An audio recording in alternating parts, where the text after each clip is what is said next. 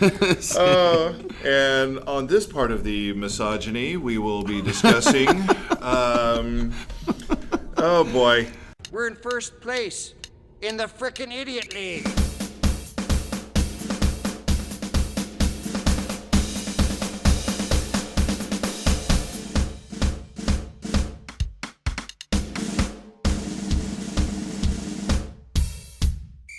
Two idiots talk sports. Sports talk. Funny and uncensored. Good Sunday to everyone out there listening. This is Two Idiots Talk Sports, known as Tits. We are the Tits. I'm Del Fuego, and with me is Drunk Tim today. We are coming to you from the On the Border Studios here in Oklahoma City. We're here to talk sports and whatever else is going on, and hell, just whatever comes up. Whatever pops up in our crazy brains. Yeah, whatever pops up in our crazy brains and crazy lives. So, oh my goodness. So, or in our pants. So a lot has happened over the course of, well, the last show that we did together was 2 weeks ago. A lot has happened since then. How are things going for you? Just working, being exhausted and tired, and Yeah. You know, I've got the two freeloader kittens at home, and you know, I'm always trying to make things more fun than they are. Like whenever I was working at Walmart as a cart pusher. Yeah. Of course, you know, the audience can't see me doing like the air quotes, but yeah. You know, I wasn't a cart pusher. I was a cart return specialist. You always got to make things more fun or sound better. Yeah. So like, you know, I would try to make it more fun. I would try to see how many carts I could push all at once, and I got it up to 30. It was either 30 or 31, and I don't know if you've ever seen how, like, what 30 carts in a row looks like. It's a lot of carts. It's a bitch. You got to, like, lift up really hardcore and, like do, like, that snake game that used to be on all the old Nokia phones. Yeah. And to whip it around the corners. But, yeah, so with the kittens, since they annoyed the shit out of me, each day I try to outdo my best record from prior to that, and I try to see if I can punt them a little bit further. So I've been working on that a lot lately. Right. Yeah. Well, you know, I mean, if they would just get a job and kind of help, you know, and not just wait for you to come home to feed them. I mean, you know, get a life, cat. I mean, that's their only thing in life. Take a course online. Do something. Take a course online. You know? Learn a new language. Shit. See if Purina's hiring or some shit. Yeah, or Meow Mix. Man, just wasting your day. They're not even playing video games, for God's sakes. They're not even wasting away their life doing that, you know? Like our parents would be like, get off them there video games, go outside. Like instead of just meowing, wanting food, like go play some video games or something. Yeah, get good at Fortnite, damn it, and learn one of those dances. At least entertain me when I get home. Like, my kittens are gonna like learn like what a flash mob or something. Right. Meow, meow, meow, meow, meow, meow, meow. There you go. Meow. That's at least a YouTube hit something. Right. You know? I mean, that's awesome. Like, oh damn, that kitten can dance. That's nice. Who taught that cat how to moonwalk? Well, this week I've gotten more back in. I mean, I've been doing off and on this Uber, Lyft driving crap for a while. Got more back into it, trying to find the proper English there. Whatever. I got back into, I haven't never quit. I'm now more into doing some more of it, driving around for You've Uber been more and Lyft. proactive? Yeah, something like that. You've been more proactively ride doing it. sharing, all that. So I got a story this week because this happened, and it's inevitable. You're going to have ride sharing stories because you have different people getting into your damn car. That's the weird thing, you know. That's the weird thing about ride sharing. There's moments where, it's just literally same day. You can pick up a stripper, and like maybe a moment later, maybe the very next one, or after that, you pick up an executive to take him to the airport. You know, he's sitting all over the glitter that she just left all over your seats. Yeah, seriously, man. I mean, there was the same day I had an executive, and then these are two totally separate. You would think, oh yeah, I'm sure she was with the executive. No, these are two separate events. I'm picking up a stripper from Top Golf with her dog, which I wasn't real cool with, but it happened, and I'm going off story, but I'm sticking with the Uber thing. But she brought her dog into your car? I don't know how she had the dog at Topgolf. Like, I was wondering about that, you know. How did she get it there? Yeah, I don't think Topgolf allows dogs. Maybe she just adopted it, like it was outside though. I've only been once, but I didn't bring my dog. Because my natural thought is, this probably isn't animal friendly. You're whacking balls. I don't think pets. They're whacking balls. He's licking balls. Yeah, but if he's out there licking, he's probably getting hit by him though. So I don't know. Anyway, she fell asleep in the car. I had to wake her up. Whatever. But yeah, I've just already right turned on where I was going with my story. Just making the point that in the same day, you can pick up a stripper and an executive to the airport and just everything. Not that stripper's the lowest of low. I'm not trying to say that. I'm just saying there's a dichotomy. There's a difference. Anyway, so, and not necessarily that the executive is just some saintly whatever, you know. Anyway. He's all worried about his quarterly. I feel like I've got to put that moral, you know, like I've got to put that out there or something. You got to defend yourself. Yeah, like before I get hit with some, you know, well, you I don't know. Like the strippers are going to like start a new movement like Me Too, hashtag strippers. Yeah, I don't know. Anyway, I don't know. I don't want to backlash from strippers. I love strippers. Yeah, so anyway. Big fan of the stripping. But to move on to the rideshare story this week, I pick up this lady. I pick her up from work. I won't say exactly what place or whatever, but I guess it's like a call center job place, something like that for Apple. I only find this out because of our conversation. This lady's huge. I pull up, and you know when you pull up and you say, hey, you're here, you get, this is kind of behind the scenes, you may not know this, you get 5 minutes, okay? You got 5 minutes to get to the car, which some people, that's extremely reasonable. They're there waiting. And some people think of that as, that's buffer time. I feel like that's the person that keeps hitting the damn snooze button for 3 hours to finally wake up, is the person that's like, I got 5 minutes. Fuck you. Get out to the damn car. We got places to be and money to make. Anyway. So they get charged like $5 if they don't show up after the 5 minutes? Yeah, if they're not there at the end of the 5 minutes, the driver has the option of saying, hey, rider isn't here, cancel, and then they're charged like the $5 or whatever. And then just drive on off and anyway. Go get another fare. Just for them having to drive there and just waste time, basically. Time's money with this ride-sharing stuff. I mean, gas. It is. So I go to this place. I'm waiting the time. This lady she's not waiting the full 5 minutes or anything, but she's huge. She's very huge. She's like, she should have her own TLC, like, reality show, you know, like if I lose this many pounds, then maybe I can get the surgery type person. Honey Boo Boo. Yeah, and like she's coming down and they have the option of, there's like a guard shack and then you have the option of stairs or the winding, ramp, right? She goes with option B, the ramp. And it's not that she waited the full 5 minutes to get to my car, but let me tell you, it almost took the full 5 minutes for her to walk to my car.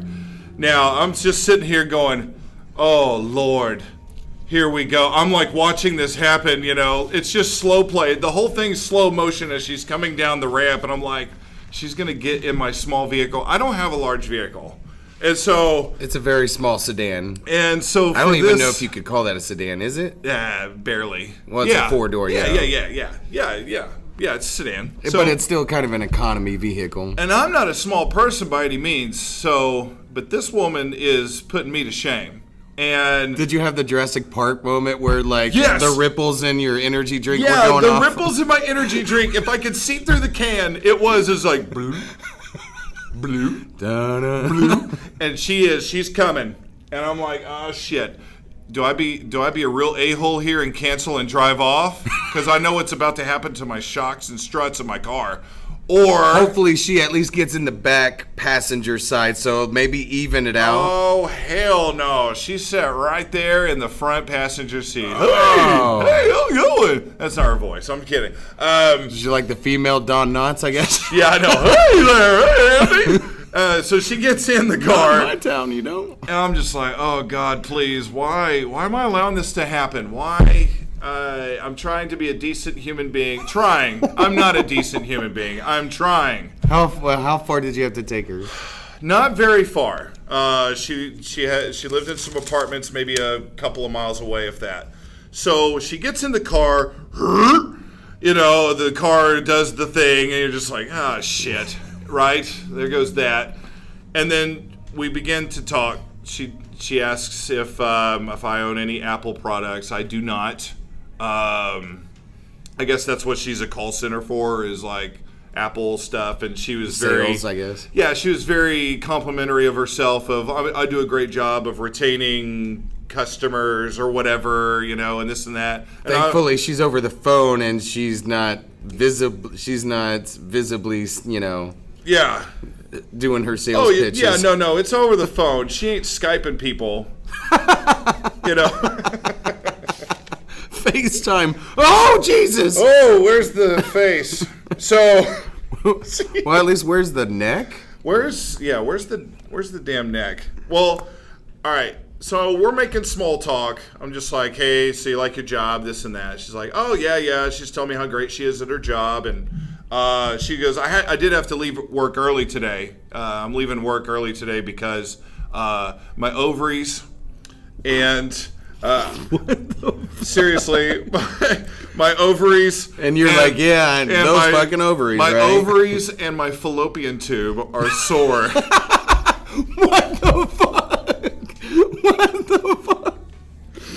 I hate this world. So you might think to yourself, okay. Where do I go from Del here? Fuego, you're making this shit up. No, I would never in 100 years think of somebody telling me just right off the top, hey, I'm great at my job. Yeah, I had to leave early today. My ovaries and fallopian tube, very specific, are sore. I'm like, that's unfortunate. What do you say to that?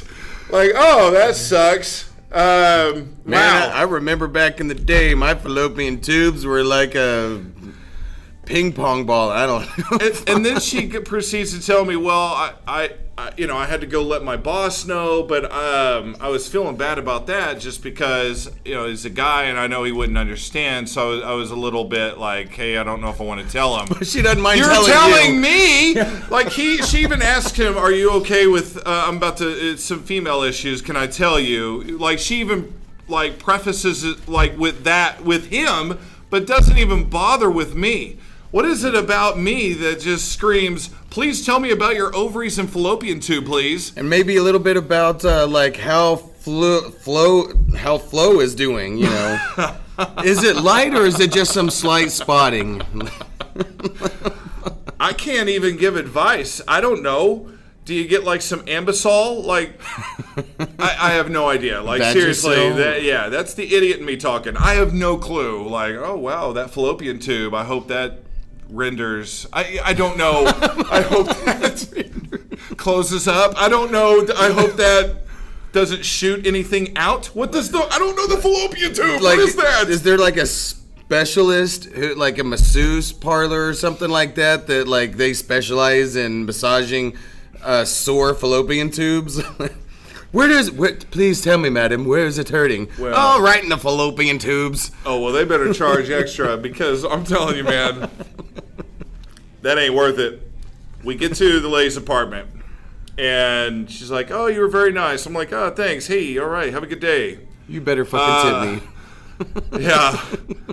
And she did not, but it's gonna have to go towards my shot. So the equivalent of the base ride is it's a $3 ride or whatever. But she goes to get out. She has to pull the right tree trunk out of the car to start to get out of the car. And of course, she now faces. She's got these loose pants. I'm sure these are just like, hey, stretchy pants to because you're big. Like the Hulk. Yeah, it's like these stretchy pants. She goes to turn, she does the leg out the door, turns, you see a little crack, and I don't hear that, but I turn because I'm turning to see, like, is she okay? And like, hey, have a good day. If I need to help push, give the old two-hander, kind of help out. Get like a pulley system going on. Right, if I need to, just kind of crank her out of the car. But I go to turn and I catch this whiff. It was almost like the skunk moment a couple of weeks ago when I walked into the Pepe Le Pew, because I was like, I don't think our dog's been attacked by it has been attacked by a skunk. That's what happened in the car. I turned to be like, hey, is everything, but I didn't say anything. I took in a full, I intook a full gaseous methane thing from this lady. Oh, it was ass smell. It wasn't like there was I have been washed under my rolls in 2 months because I can't reach that part of my body. No. This was a very clear fart that did not. Maybe it was muffled by the rolls. It was probably bubbling up in between her ass cheeks, like the hole right there, and then by the movement, it just the bubble got popped. And of course, I turned my face right into it and took a big chunk, and I'm willing to say I swallowed. Oh God! I didn't mean to, but I swallowed, and she left. Base $3 ride. Sorry, I know that was a really long story, but that happened this week. And sometimes you wonder why you do stuff like that. You're like, oh, I'm going to do this rideshare idea, make a little extra cash. And then there's moments like that, and you're like, what? Just, dear God, just strike me dead right now, please. Why is this worth it? Where's my rickety stool? What bill do I have to pay that's worth this? Seriously, what bill, Seriously. Maybe I need to look into homelessness. Is electricity overrated? I mean, you start wondering things like that, Is electricity overrated? So anyway, man, I wish you guys could have been in Kansas City with us last week. That was a lot of fun, and we had a good time. There were some things that I thought we could have gotten done that would have been fun to do for video and stuff, but it's great learning experience, great opportunity for the future when we go to some other games. Hopefully some more Chiefs games. That was a lot of fun. It was a great atmosphere. Crazy rabid fans. I know it's a home opener, but like people, you're kind of bottlenecking into the ticket thing to get through and go into the stadium, and people are like jumping up and down, excited. People are just massively intoxicated, and it was a noon game. So. I mean, they probably started at 6 o'clock when they could probably sell beer. Well, the gates will they'll let you in at 7, so you can't even get through the gates till 7 o'clock in the morning. No, I mean like at 6 o'clock when like convenience stores and stuff will sell beer. Well, I'm glad you brought that up. Our dumbasses, mainly mine. I'm not going to throw Blair under the bus. He's not here, but mainly me. I procrastinated. I'm thinking to myself.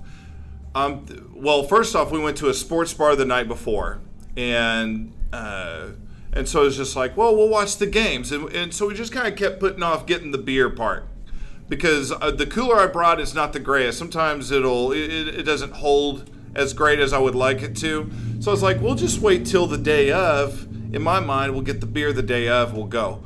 Well, this is up in Missouri, which have looser liquor laws than where we're from here in Oklahoma. So I'm thinking it's going to be fine. Turns out they don't serve liquor. They won't sell liquor or beer, anything, till 9 a.m. So we're screwed. Because we're trying to get to the gate by 7:30-ish. And so we go to the grocery store.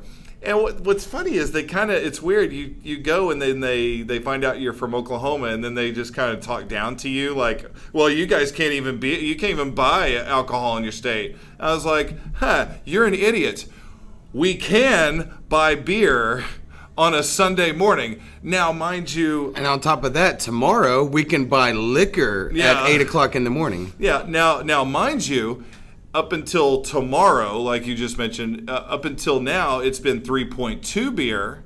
But guess what? 3.2 beer at 7 o'clock in the morning is better than, oh, you can't have shit. Yeah. So I was like, and I turned it around on him. I'm just like, oh, you're looking down on me. Well, you can't. It's the same end result. You're looking down on me. Oh, you can't buy liquor on Sunday. Well, yeah, that's great and all, but you can't sell me your stuff right now. I have nothing. Either way, I don't care what state. Anyway. And I wouldn't doubt that changes soon, because I have a feeling people are going to love, because, I work at Walgreens and stuff like that. I've had, I don't even know how many people. I've had, people coming in to see if we have beer. Of course we don't. Nobody does. Some bars do. Yeah. But got to get rid of the inventory of the because nobody else. I mean, we can't sell it if we have leftovers. I don't think there's another state that even has 3.2 anymore. Like, us getting rid of it is the getting rid of it. There might be one or two. There might be one or two states left, but yeah. This one chick, she called and I was saying, yeah, we don't. Of course, we don't have beer. Nobody does. And she was like, "It's the beer apocalypse." You actually have to plan ahead. Which is tough for people with alcohol. Like, you could have been totally bootlegging 3.2% beer. Dang it. That is an opportunity missed. Yes. I didn't even think of that. Yeah. You could have bought that stuff up. You would get yourself in trouble if if you're caught, obviously. But yeah, you can't. There's nothing. No, you wouldn't. Well, yeah, you would have to have a. I guess you would have to have a sale, like a liquor license or something to sell it. But oh wow. No, you would just say, no, this is my friend's beer, and I owed him money or something. Yeah. It's like Seth MacFarlane. He makes that joke on Family Guy one time. Like, these cops bust into this hotel room where this guy is filming what these prostitutes are about to do to him. They're like, "Sir, you're under arrest for, soliciting and all this kind of stuff." And he's like, No. It's a pornographic film. They're like, "Oh, I'm sorry to have bothered you. Have a nice day, sir."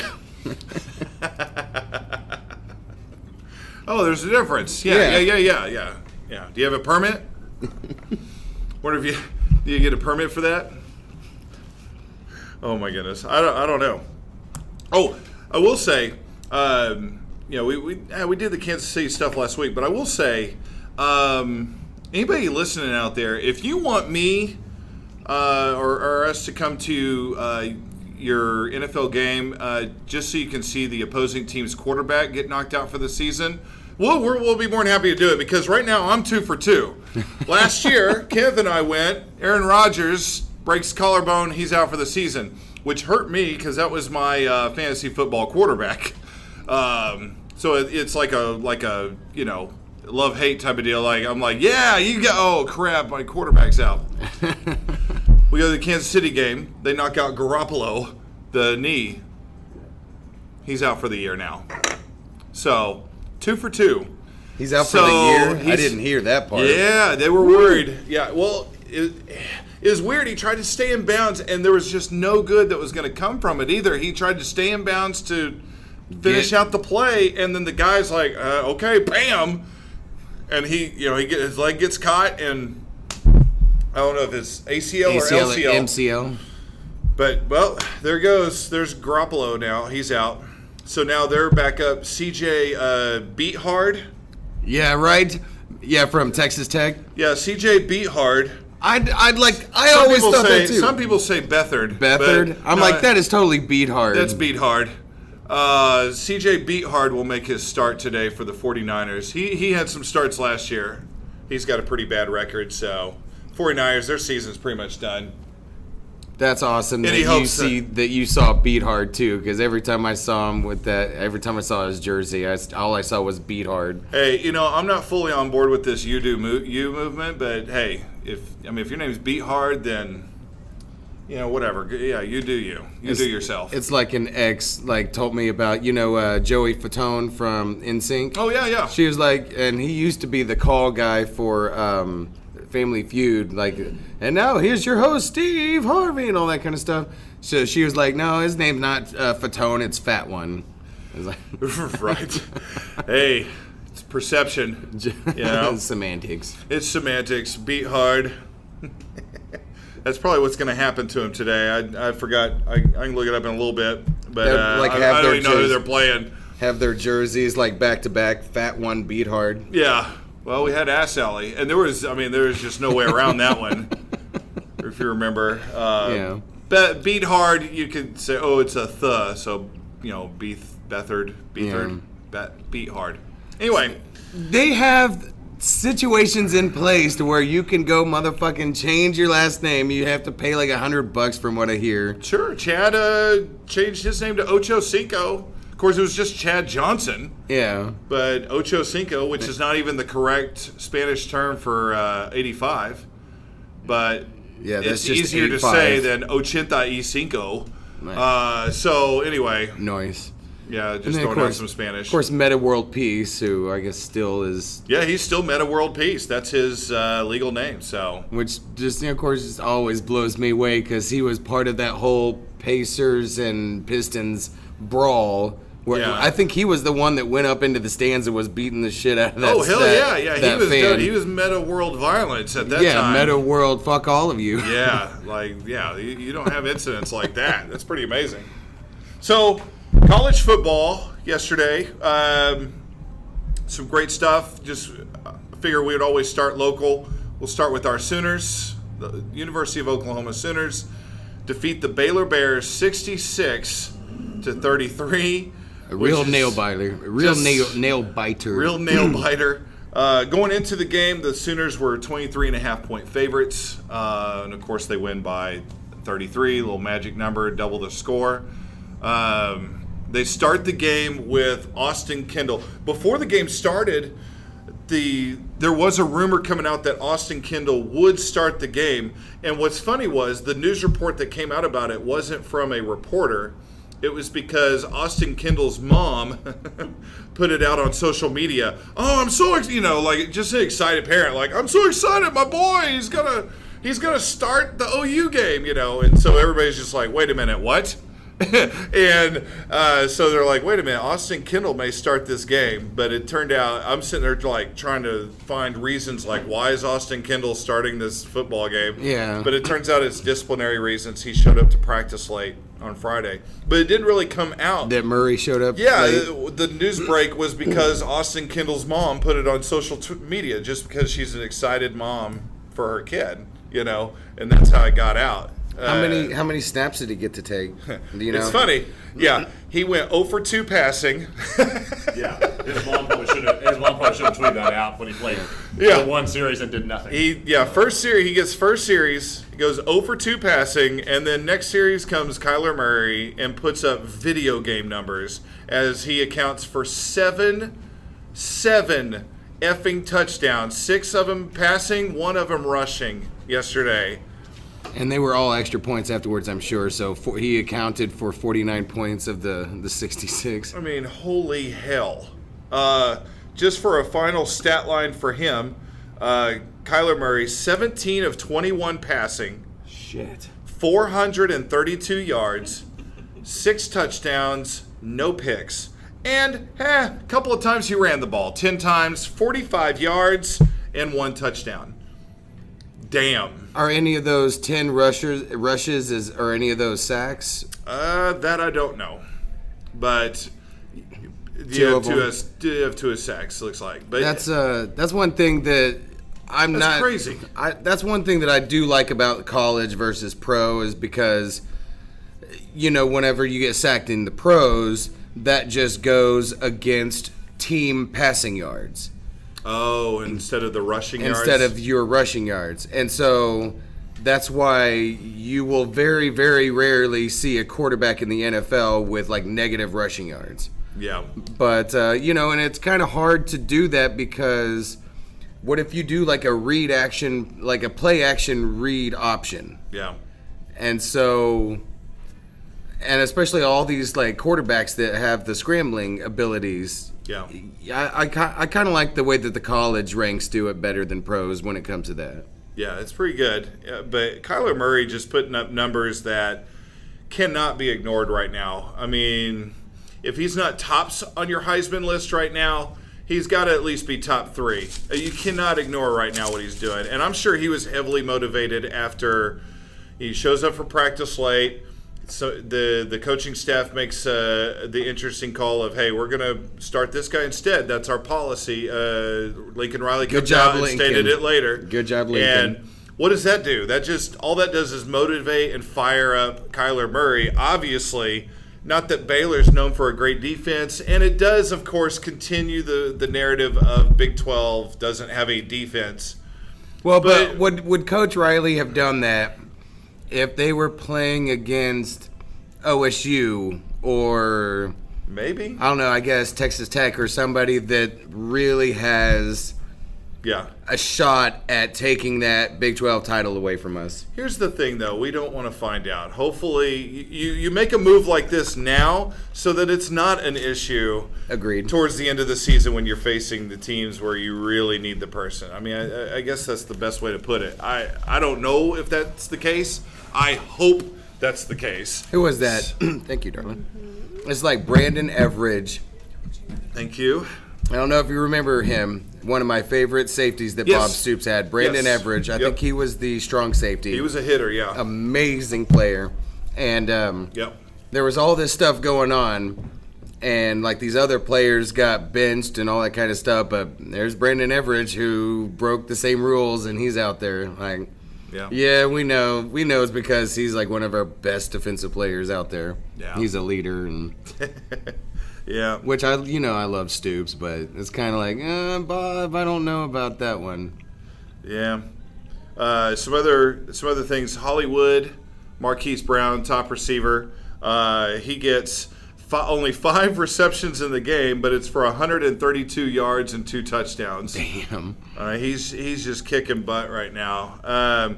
For the season, he's got 24 receptions. Remember, they're 5-0. They've only played 5 games. He's got 24 receptions, 544 yards receiving, and 5 touchdowns. Holy crap.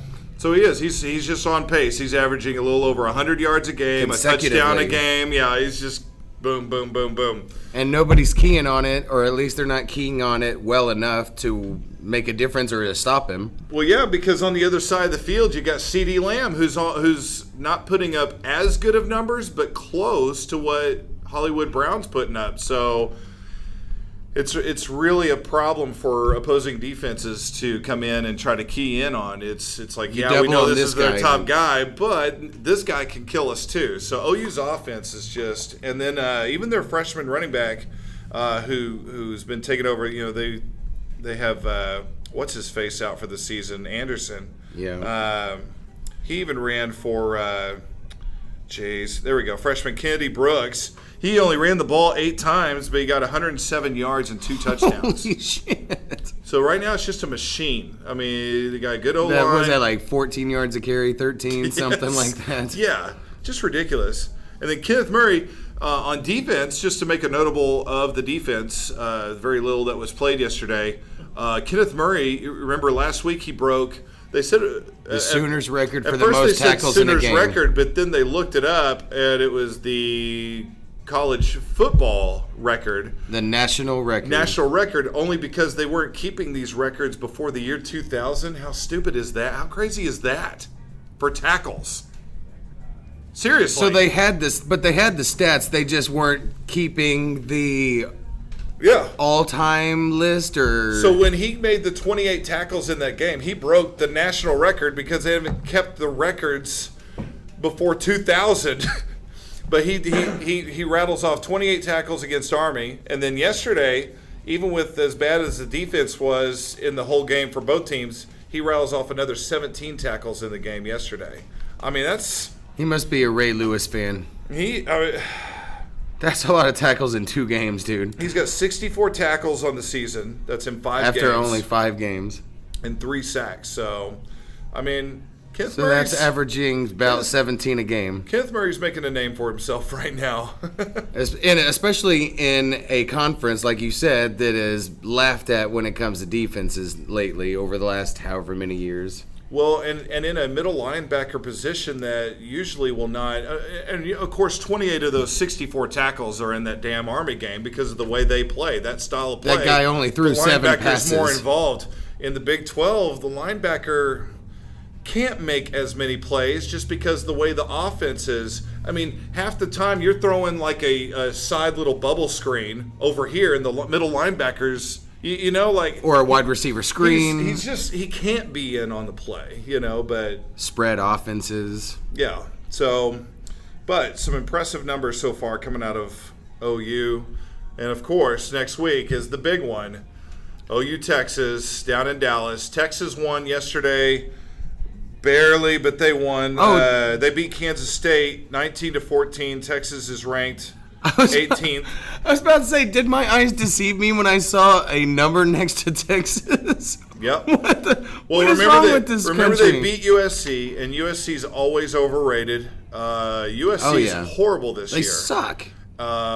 Texas did beat TCU. That was a notable win at home, but TCU still hasn't looked great. TCU they still haven't showed us how good they are. Yeah, they only beat Iowa State yesterday by a field goal. So TCU's been okay. Iowa State-ish, like they were last year. They went to a bowl game. I will say it's good for the Big 12 that Texas is both ranked and 4-1 going into this game because we need that OU Texas thing. We kind of need that. Yeah, they own our league. We need a little respect for the conference right now. Like I said, everybody says there's no defense there. The conference isn't that great. And the whole so we country, need some respect. Yeah, and the whole country doesn't want. They don't want to hear about like every single year. It's OU, OSU every single year for the conference. Everyone wants to see the OU Texas. They want to see that I want blood type of thing. And well, I don't care what they want. I want OU to be there every year, but true. It's just like nobody wants to see Alabama every year with the SEC. Guess what we keep seeing? Do you want to see OU beat Texas in the Big 12 championship game or OSU every single year? I'd like to shake it up, beat Texas again. Me too. That'd be nice. Beat them in the Cotton Bowl and then go face them again and like, hey, remember what we did? Yeah, let's do it again. But it doesn't always work out that way, though. Sometimes these OU Texas games scare me just because, well, you know what it is. I mean, just sometimes people play out of their minds. Even if Texas sucks. It's not always the best talent that wins on those weird games. So that's why it kind of trips me out a little bit on facing them. But, yeah, next week, and I believe Game Day announced today they will be down in Dallas. Game Day will be at the OU Texas game. Is that you? Well, I think sometimes it's an 11 o'clock game and sometimes it's the 2:30 game, right? Sometimes I can get the official time on here for you, but yeah. And sometimes the world looks perfect, nothing to rearrange. Sorry, little Perfect Strangers music there for you. Oh, well, let's see. For any of you old fucks out there that actually even know what that is. Perfect Strangers, Balky Bartakamus.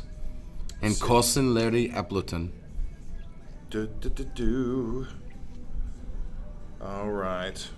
Thanks for telling me the score of yesterday's game. I want to know next week's game. All right. So that is slated an 11 o'clock game down in Dallas. So, yeah, 11 o'clock. Oh, like shit. Said, game day will be down there. I don't have to worry about, losing sleep that day because I'm not scheduled that day. Sweet. There you go. Score. Bonus. And it's going to be on ABC like usual, right? Yep. Sweet. Yep. So. For us, broke-ass. I don't know if I can say that word. I guess we can always edit it out, but yeah. No, yeah, just broke-ass is fine. Broke-ass works. Yeah. We'll go with that. Yeah, there we go. Hashtag I don't have cable. Yeah. So or a Fire Stick or right or internet or or fire or underwear or shoelaces. Corn. I don't. Oh, sorry. You said ABC. It's on Fox. Wow, that's different, isn't it? Doesn't ABC usually snag that one up? Fucking Disney. Yeah, usually, but Fox got it. Man, Fox is stepping up. Snagged they got Thursday those Thursday night games. I mean, Fox is stepping up. So they're making their voice heard. Moving and shaking. Yeah. Moving on, Oklahoma State defeats the Kansas Jayhawks. Rock chalk, we suck. They beat them 48-28 up in Lawrence. They let them score 4 touchdowns. Yeah, well, and that is kind of deceiving. It's 48-28. 21 points of the 28 by Kansas was in the second half, and then 14 of them were in the fourth. Kind of like They garbage. goose-egged them. Kind of garbage points, at the end, that type of deal. But Oklahoma State had a clear. What was the clear score at advantage. halftime? It was I don't know. A lot to I don't nothing. have that in front of me. It was a lot. It was a good. Well, good what lead. I'm wondering is, did OSU start putting in their backups and stuff to start the second half type of thing? They probably did. I didn't have an opportunity. I had to work. I didn't really have an opportunity to watch much of the game. So. Well, and but- I like that idea. If you're up that much, and especially against a team like Kansas, you don't. I wouldn't say necessarily go ahead and just shove all of your second stringers out there. But you get Rudy out there. Get Rudy out there. Cycle them in and out. Put the first stringers out there, and then second stringers, first stringer. Keep them all fresh. Give your second stringers some action, some experience. Absolutely. Yeah, Taylor Cornelius does a better job throwing this week. 15 of 20. Nice, 75%. 312 yards, 4 touchdowns. He does throw a pick. Good quarterback still rating good, still. Still good ratio, yeah. Justice Hill, man, they really worked him. 31 carries. It's a lot of carries for a college game and all that stuff. That's a lot of carries for college or pro. Yeah, 31 carries, 189 yards, 1 touchdown on the day for him. And their top receiver is Landon Wolf, little 5'9" guy. Quick guy. Yeah, 10 receptions, kind of like a slot receiver dude. 10 receptions, 157 yards and a touchdown. Wes Welker type of dude. Yeah, little guy. Man, he may not even be 5'9" or 10. He may be shorter than that. Maybe like Spud Webb. 5'9" soaking wet. Yeah, like the white version of Spud Webb, just out there receiving passes. Like, hey, get out there, man. We know you can dunk. Spud Webb was fun to watch. Spud Webb was fun to watch. Yeah. And Mookie Blaylock and yeah. Mookie Blaylock was not a slam dunk champ. Well, I know, but I mean just the short guys. Oh, just as far as fun to watch. Yeah. But Spud Webb, with Larry Johnson on the Hornets and Well, right? he was with No, you're thinking of Muggsy Bogues. Muggsy Bogues. That's the one I'm thinking of. Spud Webb was with the Hawks. He was with Dominique. He was on the Dominique 80s team Hawks.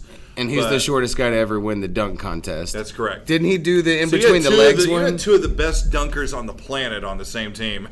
Oh yeah, that was a cool team. Yeah. LJ. That was a good Hawks team, but not good enough. Probably one of the best Hawks team of all time.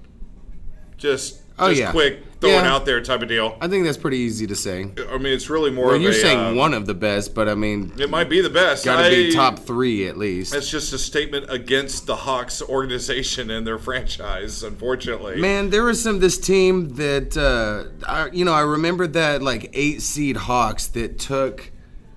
the Miami Heat with LeBron and Bosh and Wade and everything, took them to Game 7. It had Joe Johnson and who was the other big guys on there? I can't think of them right now. But I remember they had just a really good team. They weren't superstars, but they were some hard banging big dudes down inside, and they worked together really well. I really like that team. Yeah, you always want to root for the hard banging. Yeah. You want to bring that. I think if you Googled that, you would probably find some interesting pictures. I would think so, yeah. Yeah, Google Images, hard banging. Google Images. Anyway. Some other scores from yesterday. The evil that is Alabama beats Louisiana, which is an online school. Charter school. Yeah, they beat them 56-14. They allowed them to score 14 points? Yeah, that is kind of weird. Louisiana is not a big... Is that university. a Division II school? Nah, I don't know, but it's not Did they great. barely slide into the 120? They barely Division even showed I? up to play. They let the tutors play in this one. After they helped cheat on all the tests. I don't know. Where was I going with that? Georgia defeats Tennessee 38-12. Bulldogs, yeah, whatever. All right. I don't know Tennessee why. Tennessee sucks. I don't know if you've noticed. Last week, as Blair and I are at the sports bar watching his Cowboys get ripped to shreds in the second half, and it was sad. It really was sad. But on the other TVs, one of the other things I'm watching is Florida in Tennessee kicking their ass.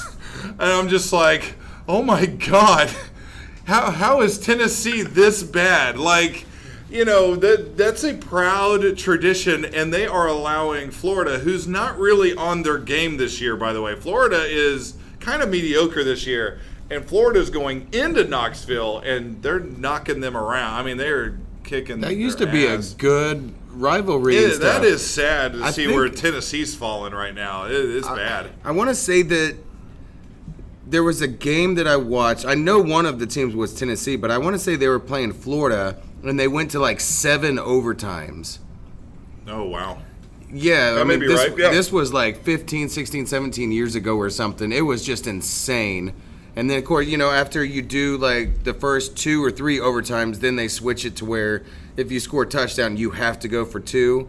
And it was just like, okay, well, we'll go for 2. And then, oh, shit, we missed it. And then the next team gets the touchdown and like, all right, well, here's for the win. Here, let's go for 2. Like, ah, shit, we missed it too. Fuck.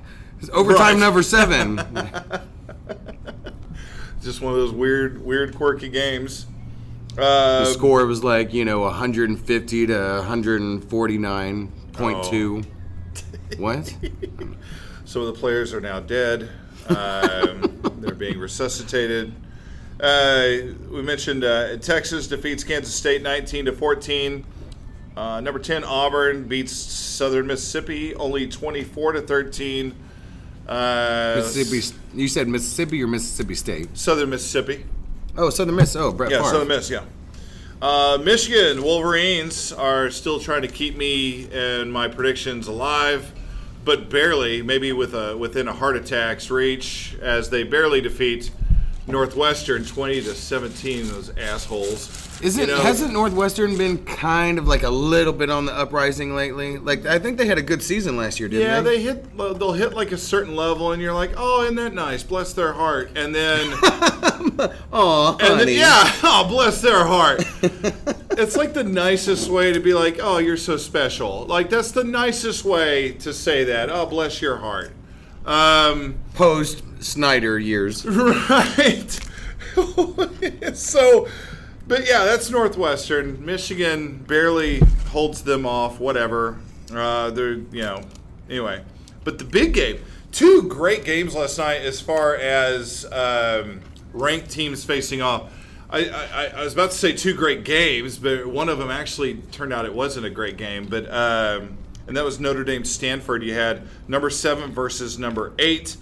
Stanford is rolling. Stanford looks like they're going to just power through the Pac-12 and be maybe the team to beat in the Pac-12. And Notre Dame says, not so fast. You come into our house, we're going to light you up 38-17.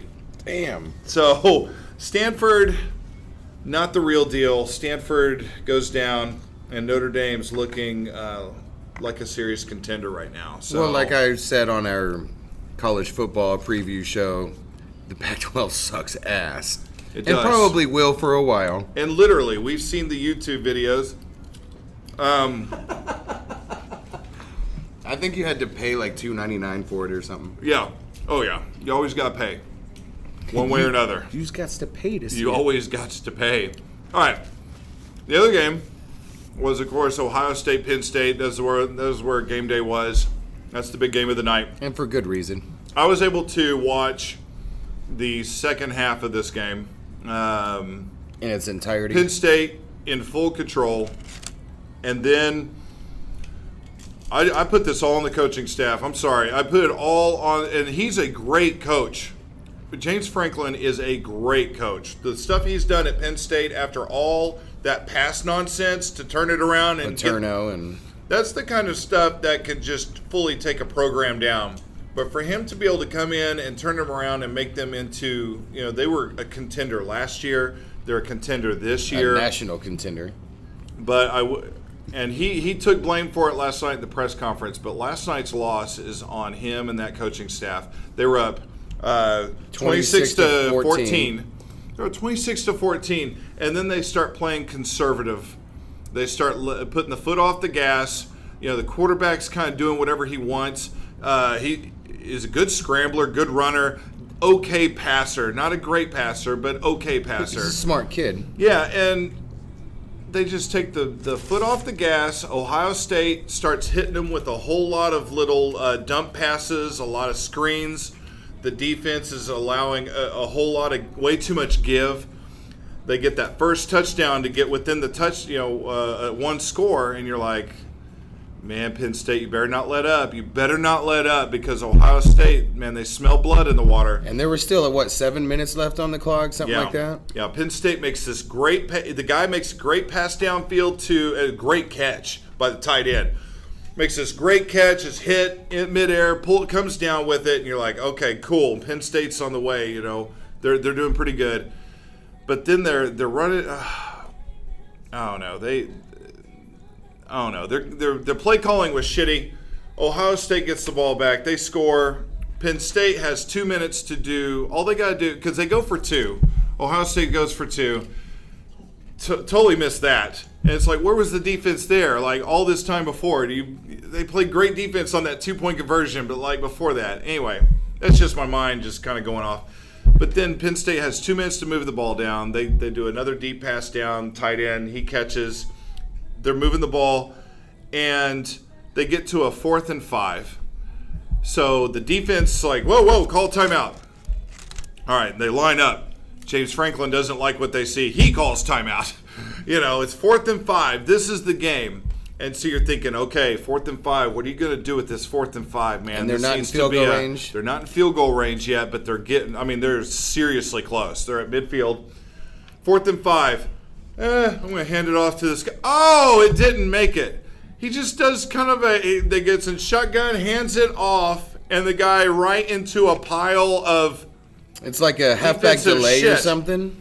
Yeah, and it was just like, that was the call? I hate that play. Even Kirk Herbstreit goes, I don't normally question calls but I've got to question that because it was that obviously bad. It was just like, 4th and 5 and that's your play call? What the hell?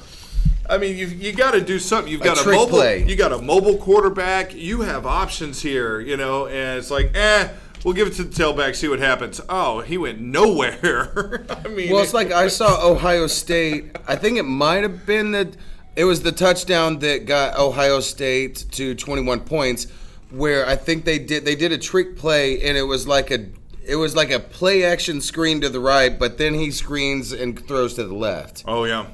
And then that guy bounces off of those guys, and then he walks into the end zone. Well, 4th and 5, you don't even have to run a trick play. I feel like they have the talent.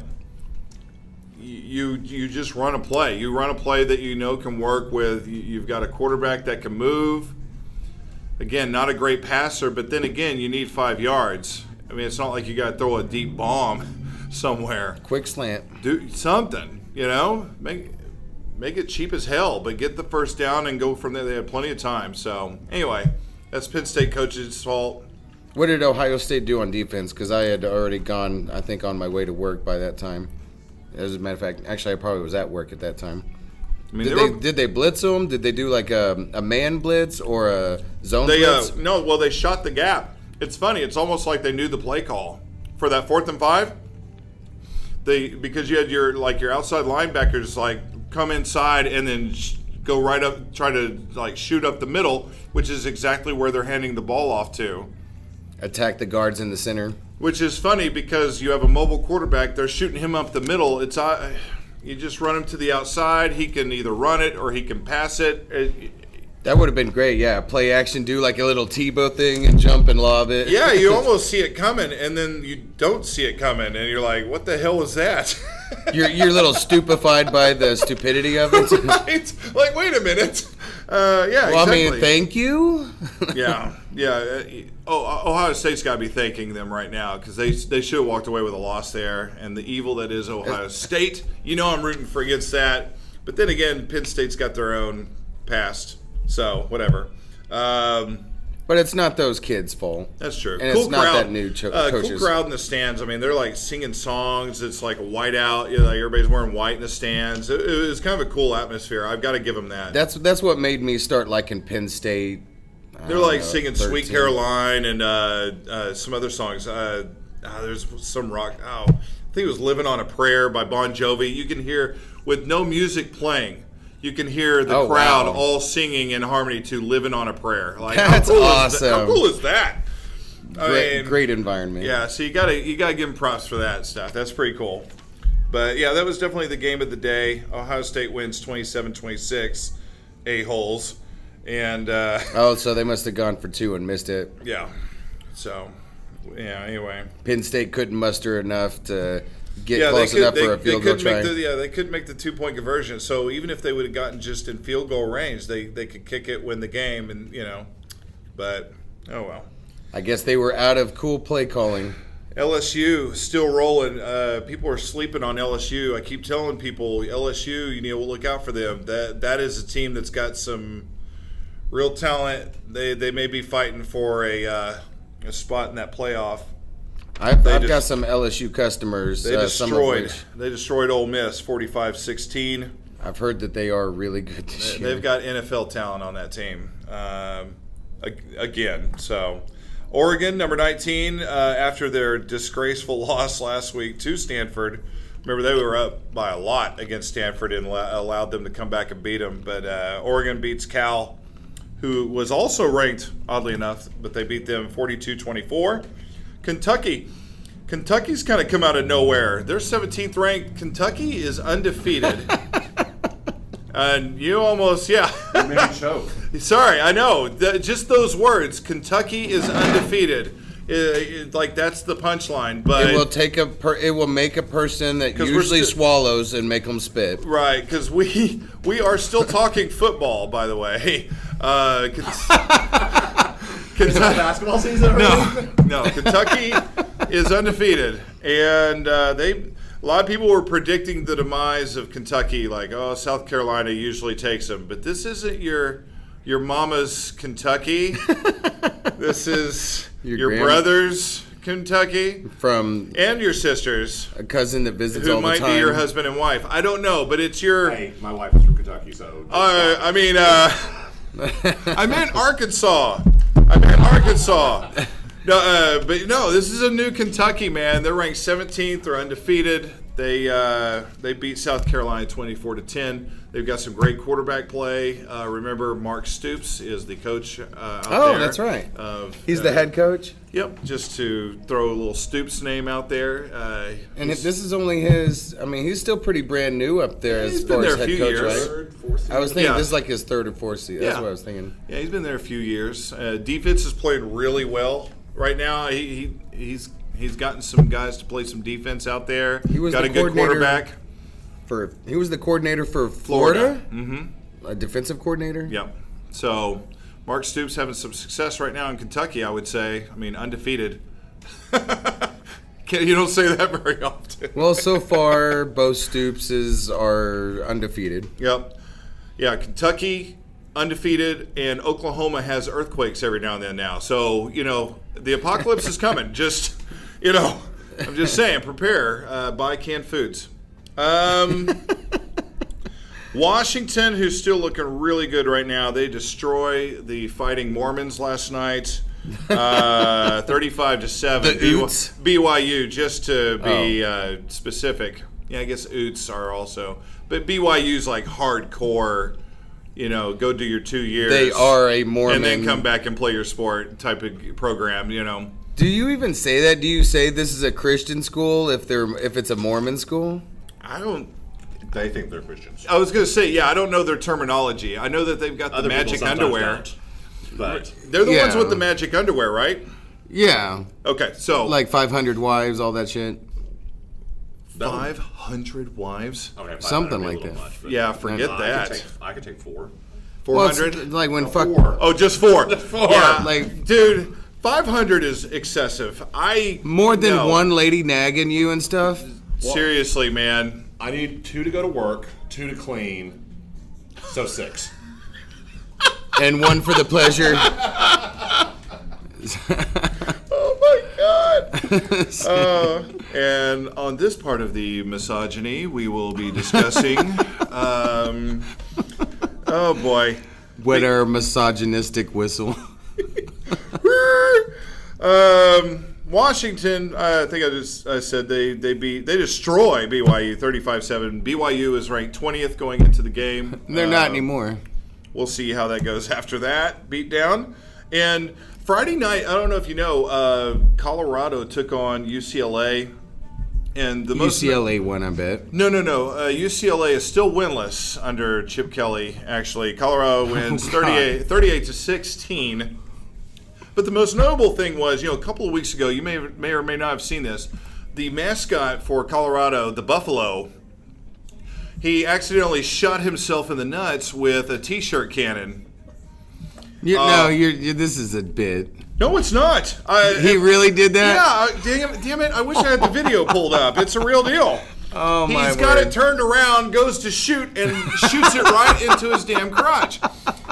So he was on the injured He was reserve. on the ER. Yeah, or IR. He was on the IR, and he was able to make it back for Friday night's game to root on the Buffaloes. With ice on his balls. Yeah, who knows how the game would have turned out. Maybe UCLA would have had a better shot if he wasn't there, but since he was able to come back from the injury, Buffaloes win 38-16.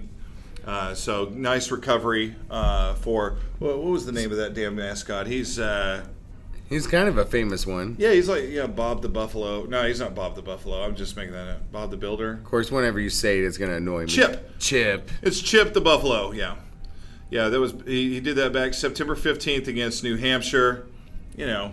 Just had to get the ice on. I should have known that because there was a college football video game where you could play as whatever college, but all of the football players are The mascots. Yes, that was the old NCAA games. Yeah. That was another cool feature. Fucking Ed O'Bannon, man. Ed O'Bannon. Ed O'Bannon, do not come to Oklahoma City. You ruined ever. it, Ed. Anyway. If that is your real name. Yeah. So Ed, wait a minute. Ed O'Bannon. I was about to call him Ed the Buffalo. Chip. So Chip the Buffalo, yeah. He was on injured reserve. After pulling a Lance Armstrong? The athletic trainers were able to rub it out for him and get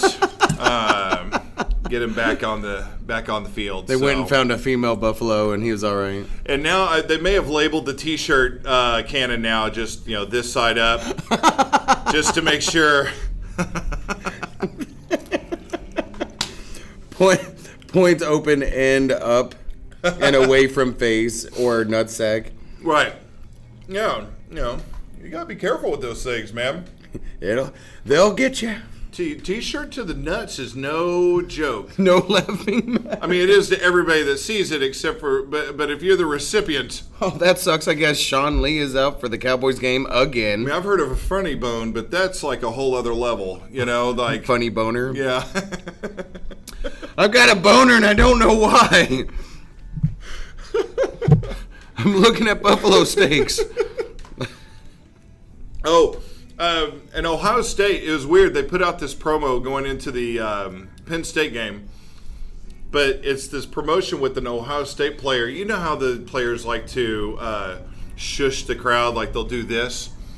Ohio like State, Mutombo did? Or? Yeah, Ohio State put out a promo with one of the players going, doing, and it said silence or whatever.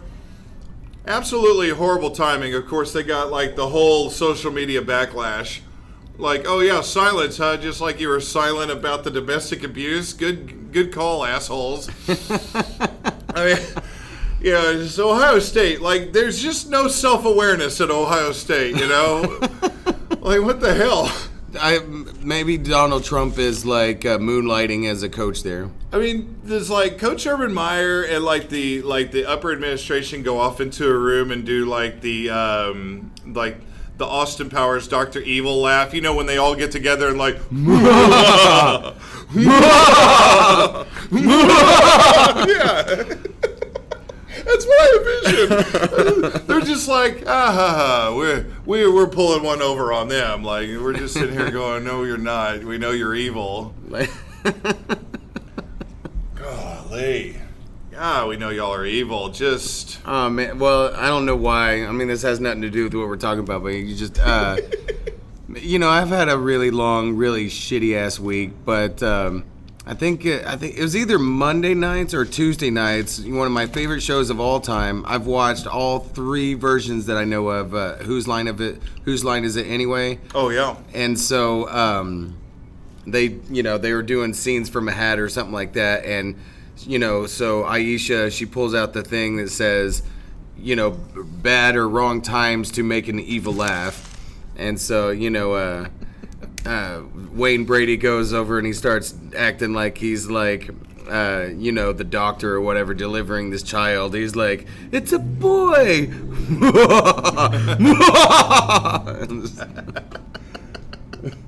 Oh, that's a good time. Well, maybe not. I was like, I think one of them did the whole wedding thing, like, till death do you part. What a great show. Of course, Ryan Stiles is one of my favorite comedians of all time. I loved him on the Drew Carey Show, and of course, he's one of those original cast members from the old British Whose Line Is It Anyway? Yeah, he is. He's one of those. I guess he was on the Drew Carey Show. I can't say that he wasn't. It just somehow he didn't translate to like a bigger star. He just was kind of like he doesn't want to. I did some research on him, and he likes kind of like that laying low type of character where he's the comic relief, that kind of stuff. And he really loves he's from the Washington area, if I'm not mistaken, or Vancouver. He may be Canadian. But I remember he's somewhere up there, but he had gotten his start up there in the Washington, Seattle area. Yeah. And doing improv shows and stand-up. And I don't... Just content doing that, huh? Oh, yeah. Well, I mean, that's cool. That's awesome. Yes, please, Mr. Stiles, please do exactly what you're doing every single day for the rest of your life. I will be happy with that. Do what you love, yeah. He's like one of my, like Norm Macdonald. Like, you and I both love Norm Macdonald. It's kind of one of those... because there's a lot of people nowadays and for the last however many years that love to love something or someone or some group or whatever that nobody else really likes. Right. So that we're like, oh, look at me, I'm unique, and, all that kind of stuff.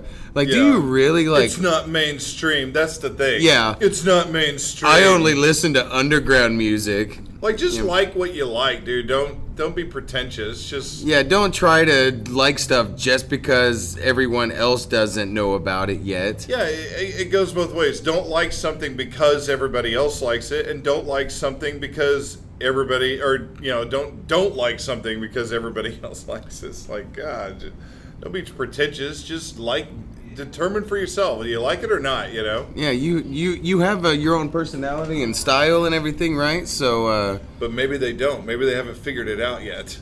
Maybe that's part of the figuring out your identity part. Like, I don't know who I am or what I like. Yeah, you should know this shit, somewhat. Well, at least I feel like I kind of knew who I was and what I liked for the most part when I was 18, 19, 20. Yeah. I mean, of course, we all change our... Yeah, I really liked blowjobs. Giving them, not so much receiving. But when my English teacher in the 8th grade pulled down my pants, I immediately knew what I liked in this life. Was he gentle? He was. He spoke German.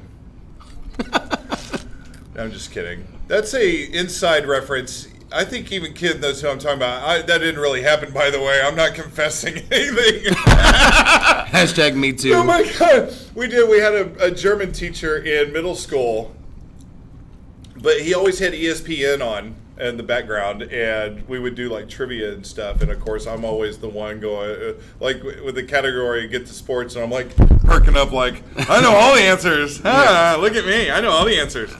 But then it's just like, well, what's Can this? you assign us I that don't know what the hell that is. Can you assign us that homework? Wasn't that Mr. What the hell? Mr. Ediger? Thank you. Noise. Boom. Like you're second guessing your own self with your memory capacity. Come on now. Oh, be quiet. It was Mr. Ediger. That dude was hilarious. You probably even remember his social security number. He looked. He looked like genuine German too. Like that dude, you're like, oh yeah, I could see you being part of the he Third had Reich. his he had like his band underneath his teacher shirt that with the swastika on Yeah, I it. have like a hidden closet, over here. Just He's got his Hitler shrine. yeah, he's just got like this little transistor radio thing to like talk back to the motherland. He's a I have infiltrated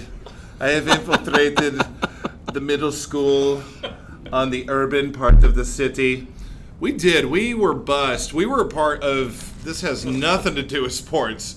We were, I'm sorry, I just put this out here. We lived in the south part of Oklahoma City, which was not a great part of Oklahoma City. When you think of, where would my family ideally want to live? But like, we were a part of integration.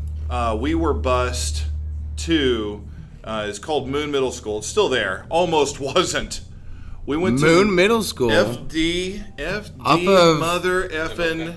Yeah, off of Martin Luther King Martin on Luther the King. west side, And just you know what north Chris of Rock 10th says? Street. You know what Chris Rock says? If you're on Martin Luther King in any city in America, you're in the bad part of town. Well, that's where our school was.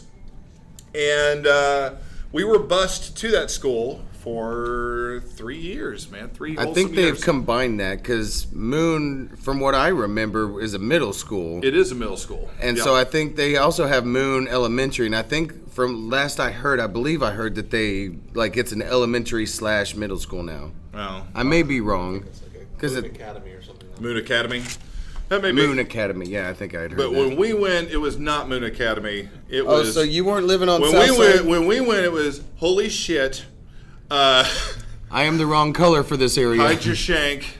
We there were moments. Yeah, there were moments. But yeah, the busing was I wonder what interesting. gang I'm going to be in. But when you're in middle school, when you're kids, you just don't know any better. I feel, well, maybe it's me. I just have grown up completely naive to things. But I just thought, this is the way it's supposed to be. My parents were like pissed.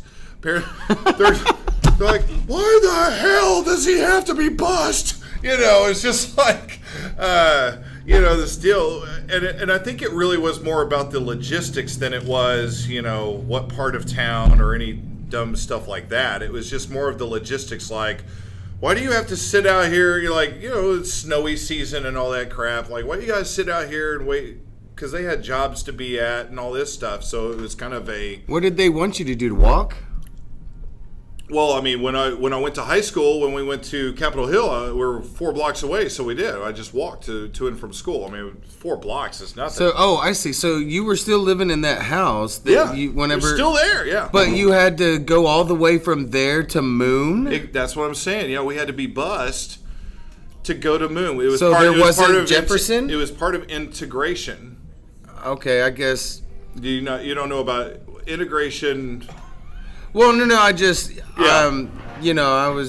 I was born in the Triassic period, and You were born in the Triassic period. Yeah, I think you were in the Jurassic area. Deborah, what the hell is the Triassic period? Triassic. What is Triassic? I don't know what that There's is. Jurassic period, the Triassic period, and the mesothelium. Something, yeah. See, my Moon Middle School. There was 3, My right? Moon Middle School education is coming out. I don't know Triassic period. This is elementary, dude. Mesozoic. Mesozoic. That's Do you know of Moon Middle School? what? Do you know of Moon Middle School? On 10th and Martin Luther King? I didn't grow up here. Okay, well, All the kids really like to show their butts off to people. It's weird. it's like I guess it's like our badge of honor. We survived. Oh, okay. Nope, I went to Yale, so Oh. not fancy Oh. Yale. No, there were 26 kids in my graduating class, but 6 of them did not go to my school. Maybe Okay. it's 22 of us. There were not very many. Our graduation from pomp and circumstance to pomp and circumstance with a slideshow 3 valedictorian speeches and 2 salutatorian speeches was 28 minutes. That is awesome. That's the way it should be. It was literally, we got in, we got out, we got on with our life. So That's it was awesome. almost like an auction. I mean, basically, it was like you just showed up. Hey, you just graduated. Hey, you just graduated. Hey, he's the valedictorian. No, so are you, and you are too. Like, well, hey, have a good night, everybody. Yep. And the only reason we had so many valedictorians and salutatorians is because we took college level classes in school. So if you had more than a 4.0, Oh, yeah. you automatically got valedictorian. Where did Very you do awesome. those college classes from? OSU and NOC in Stillwater, because Yale is only like 15 minutes from there.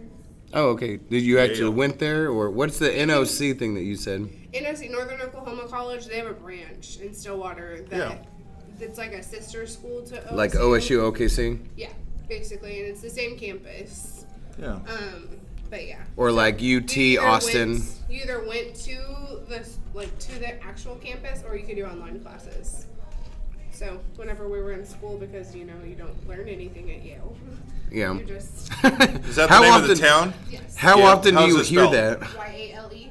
Okay, just like the. Yeah. Wow. Yeah. How often do you hear that? You don't learn anything at Yale. So we have a Yale, Oklahoma. I didn't know that. A Yale graduate. Is from Huh? Jim Thorpe. He was an Olympic. Yeah, I know who Jim Thorpe is. Yes. They Wow. have- they- I didn't they know he make- was from Yale though. Wow. The Defensive Back Player of the Year award. They have Considered his, one of the greatest athletes of all time. They have his house in Yale that you can still go through it. It's like a museum. Is it? It's just probably It's not this very tiny big. thing, yeah. It's super small. Probably the greatest Native American football player of all time, or Native American athlete of all time, for all that matter. Yeah, because he was like a 2-sport guy, if I'm not mistaken. Yeah. Well, I think he played football and baseball. Well, and I don't the, know and about the all the track and field stuff. Oh yeah, track and field. Yeah, I he don't was even know how many faster than- events he did in track and field. So You would think with him being great at track that we would have a track, but we don't. Like we ran just on the edge of the football field like a track would be, but it was just all dirt. they're If it rained, they're you- keeping it early 1900s. Yeah. They're like, this is what he trained on. This is what you're training on. Well, and if it like rained or something, we just ran around the park because the field house and the football field are connected like to the park. So Yeah. you just Like, do 2 laps on what? Around them there trees over there. them there train. uphill, downhill, you name it, potholes. Potholes. Do you want another beer? Please, please. Do you want another Dr. Pepper? Oh yeah. Oh man. Oh, that's good stuff. We've Run around we've the really apple brought tree. out. You know, it's funny. You make notes, but like we've brought out so many things in this show. We talk about our middle school, and we bring out Jim Thorpe.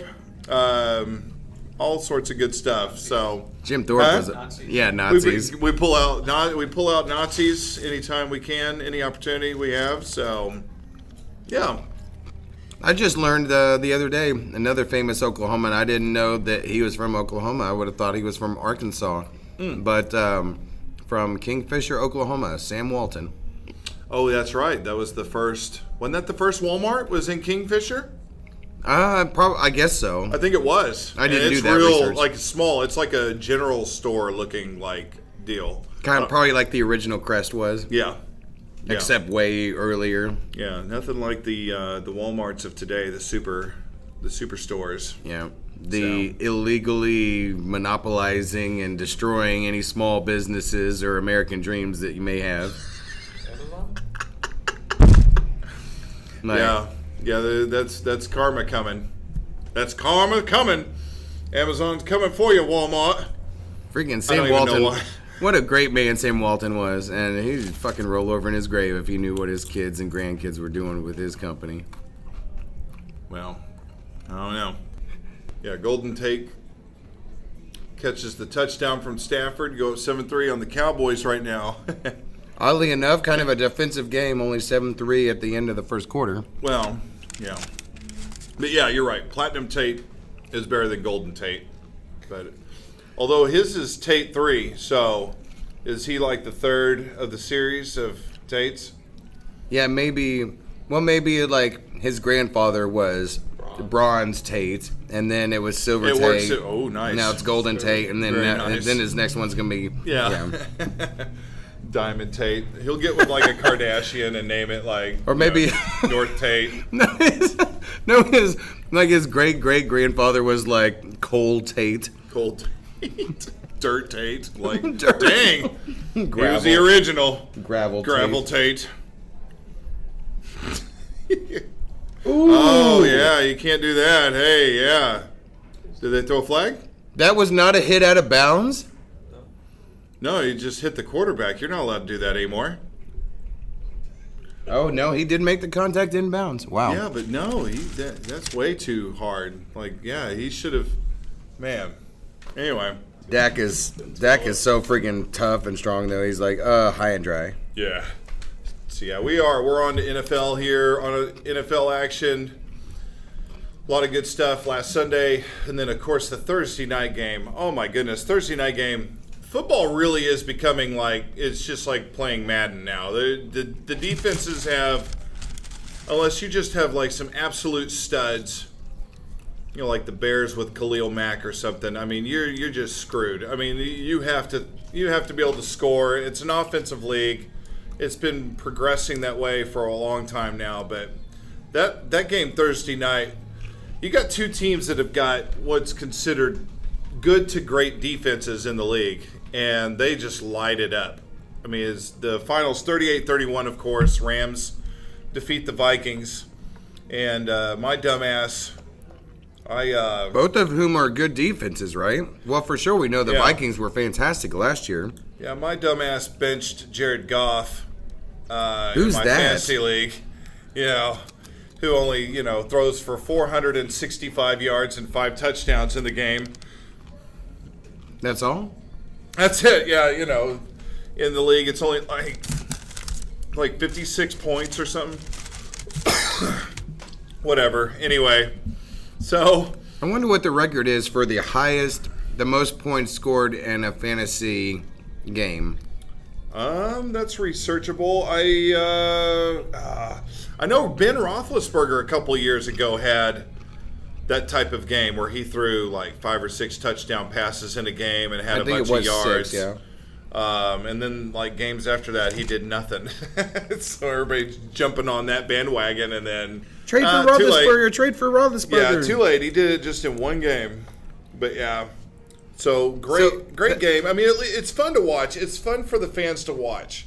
For the Rams to face the Vikings and win 38-31. I mean, that's a fun game to watch. It's certainly better than that damn Jacksonville and Titans game that finished at 9-6.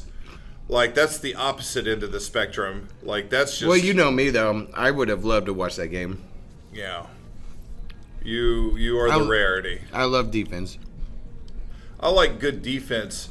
I don't know if that 9-6 game was because of good defense or if... Horrid offense. Right. And so-so defense. Right. You just want to see good football. And with the offenses slinging it around, I mean, it's very watchable for fans. I just don't, man, it's rough. And the Rams, I did not pick them to go on to the NFC Championship. And I'm telling you right now, they are looking like a team that's going to, right now, Vegas has got them as the odds-on favorite to win the whole thing. Shit. They surpassed the Patriots, who look like ass. The Patriots lost to this Lions team last week. They're 1-2 going into they face off with the Dolphins. Matter of fact, I think they're playing right now too. But the undefeated Dolphins go up to Foxborough, and they're facing the 1-2 Patriots right now. Good time for Miami to have to play against New England when it's not fucking December. True. And what's weird is the record, as far as Miami going into Foxborough, is absolutely awful. Like, it's funny. You would think a 3-0 team going up to face a 1-2 team, you're like, yeah, the Dolphins would be favored, even if it's by a couple. The Patriots are favored by almost a full touchdown. How crazy is that? Just because of the history. Oh, in the last, I think it's like 14 years, I think the Dolphins have 1 win.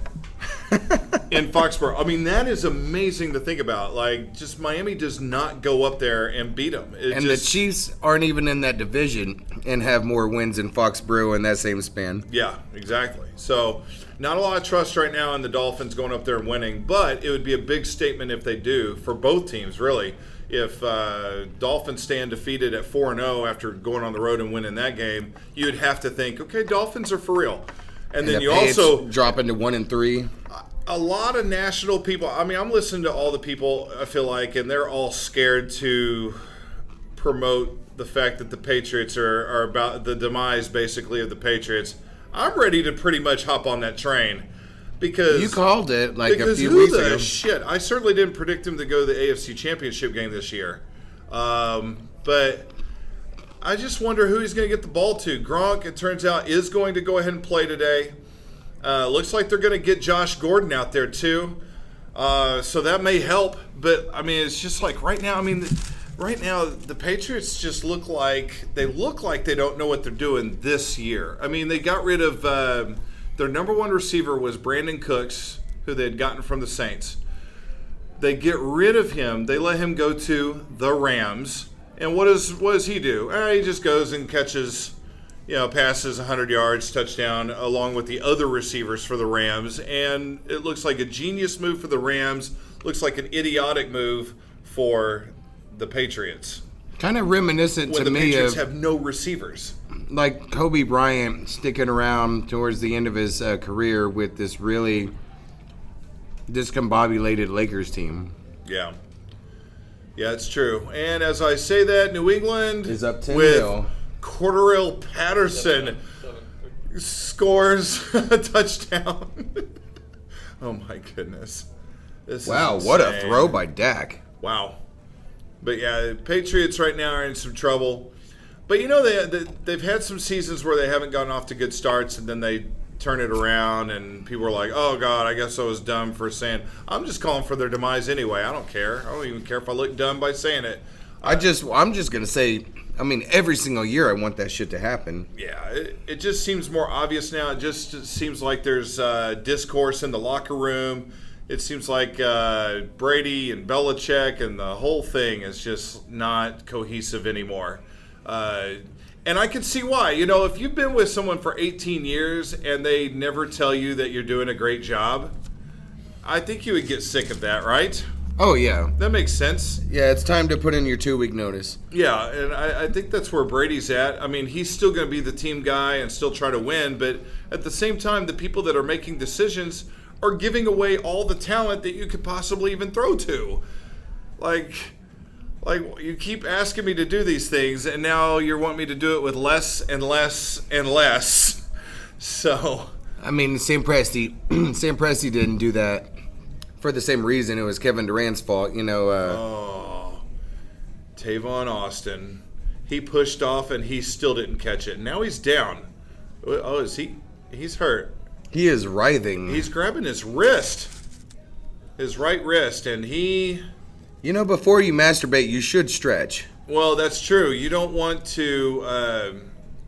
You don't want to strain the yanker muscle. The yanker muscle. Oh yeah, because his hand. Oh, he you see how he landed landed on it? Yeah. His pads landed on it too. Well, that's his fault for not catching the ball. Like if he honestly, oh yeah, his hand went like Whip. this onto and landed on it real sharp. If he catches that ball, he didn't land that way. And he has a touchdown, and he's not hurt. This is Chance Del Fuego with his corner of kicking a man while he's down. Yeah, here's your ultimate insensitivity. If you would have caught the pass, you wouldn't have landed like that, dumbass. And your wife wouldn't have left you. Wow. And your dog wouldn't have taken a crap on your television. So, Which is really impressive. It's a 70-inch. we're talking about the Dallas Cowboys, and of course they're playing right now, but it's been, no secret, their offense has been pretty sucky this year to this point. And Dak is like 26 on yards per game. I know these guys have always got reporters around them asking them questions and stuff, but there comes a point where you just got to stop talking. Like Cole Beasley, they come up and ask him about the offense, and he makes statements like, well, I'm basically paraphrasing, saying things like, well, if you watch the film, we're open out there. And you're just kind of like, right? So, he doesn't go into any more detail, but he says I'm not saying any names. Right. Dak. Right. If you watch the film, we're open. It's just like, well, shit. What what are you trying to say, Cole? And then you ask Jerry Jones about the offense, and he makes quotes like, well, you look at the people we have and the direction we're going, we're pretty close. We can have the Rams type of offense. Like, are you watching the same television? He literally said that. And it was just, and this was after the Rams win Thursday night. They asked him about, I think it was a Friday quote, and it's just like, are you watching the same Cowboys and the same Rams team? Is this part of the problem?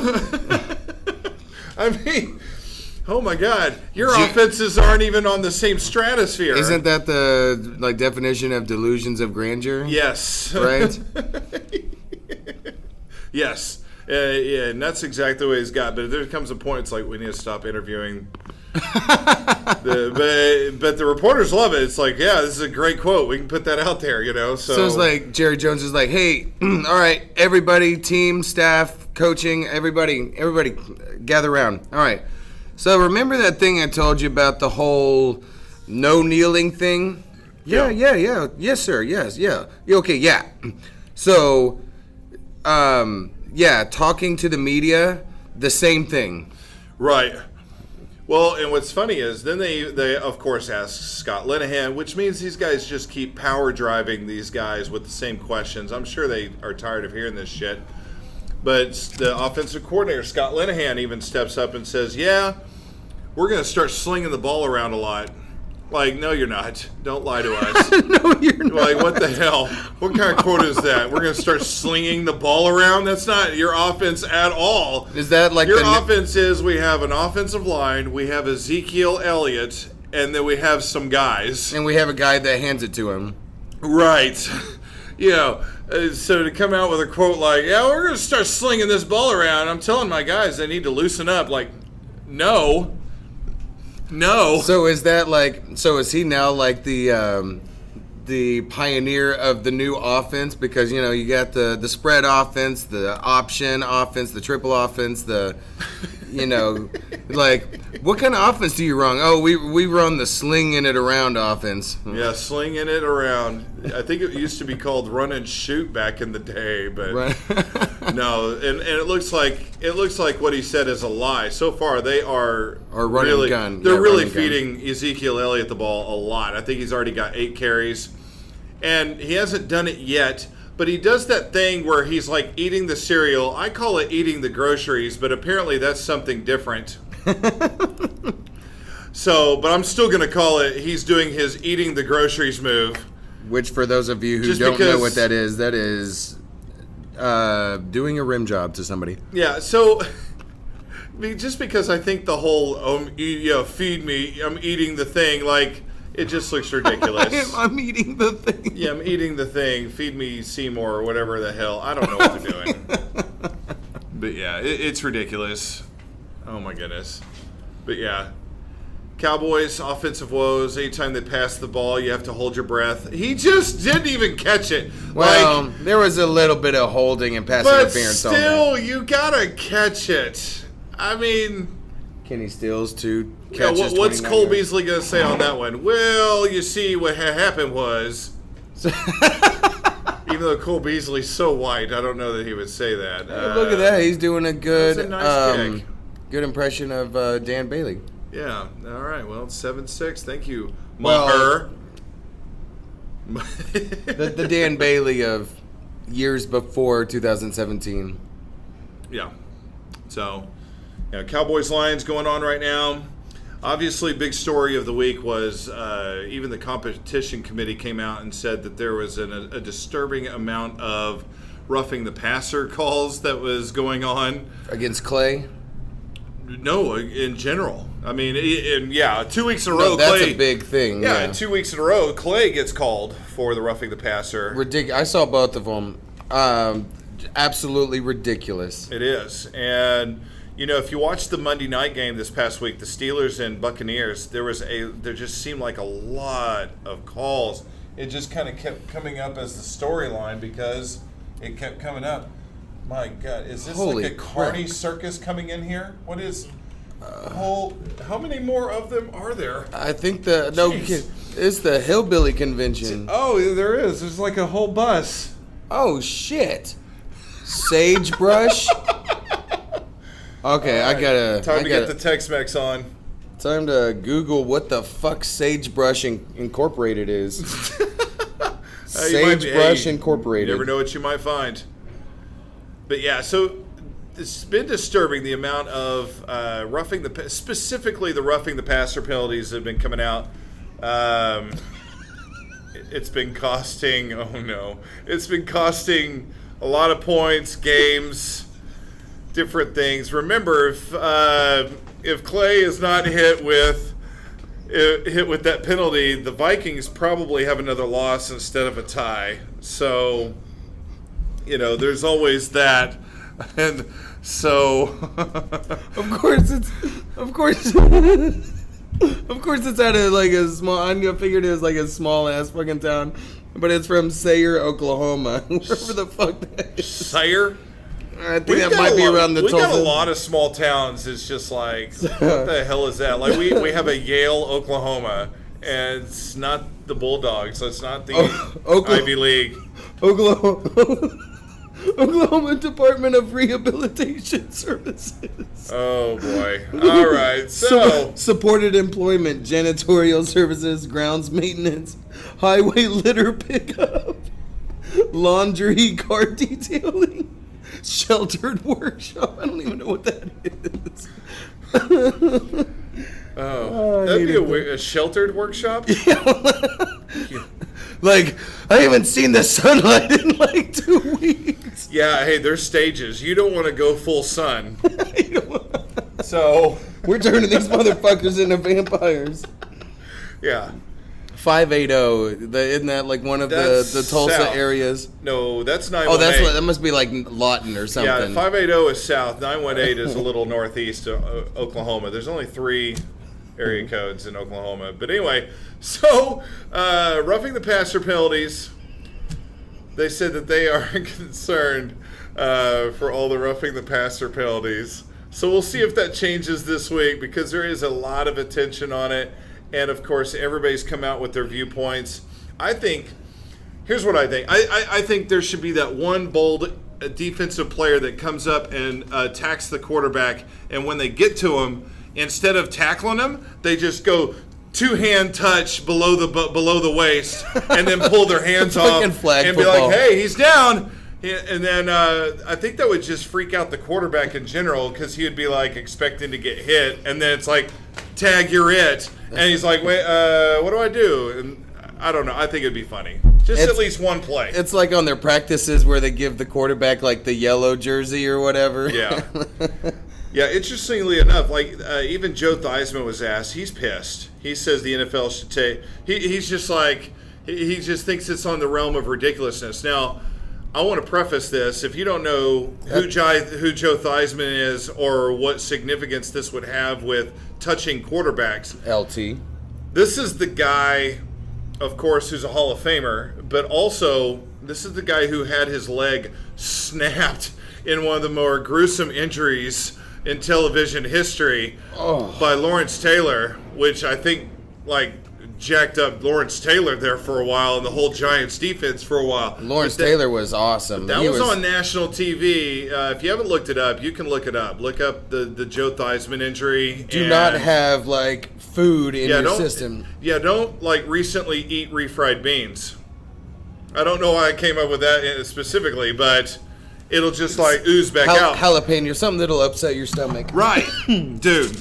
I mean, so if anybody knows or cares about how quarterbacks are being treated on the field, Joe Theismann, I would think, would have a say in it. Oh, yeah. Perfect person to ask. And he kind of sarcastically, tongue-in-cheek, just says, that was an amazing toss and catch, by the way, by, Marvin Jones Stafford. Jr. Uh-huh. I thought the Cowboys defensive back was going to get that. That was good defense right there. That was just great. I mean, it just, like, dropped in there. Dang. Well, I guess he could have extended his arm. That was a great job of, like, getting away with that holding that he just got away with right there. Yeah, well, that happens.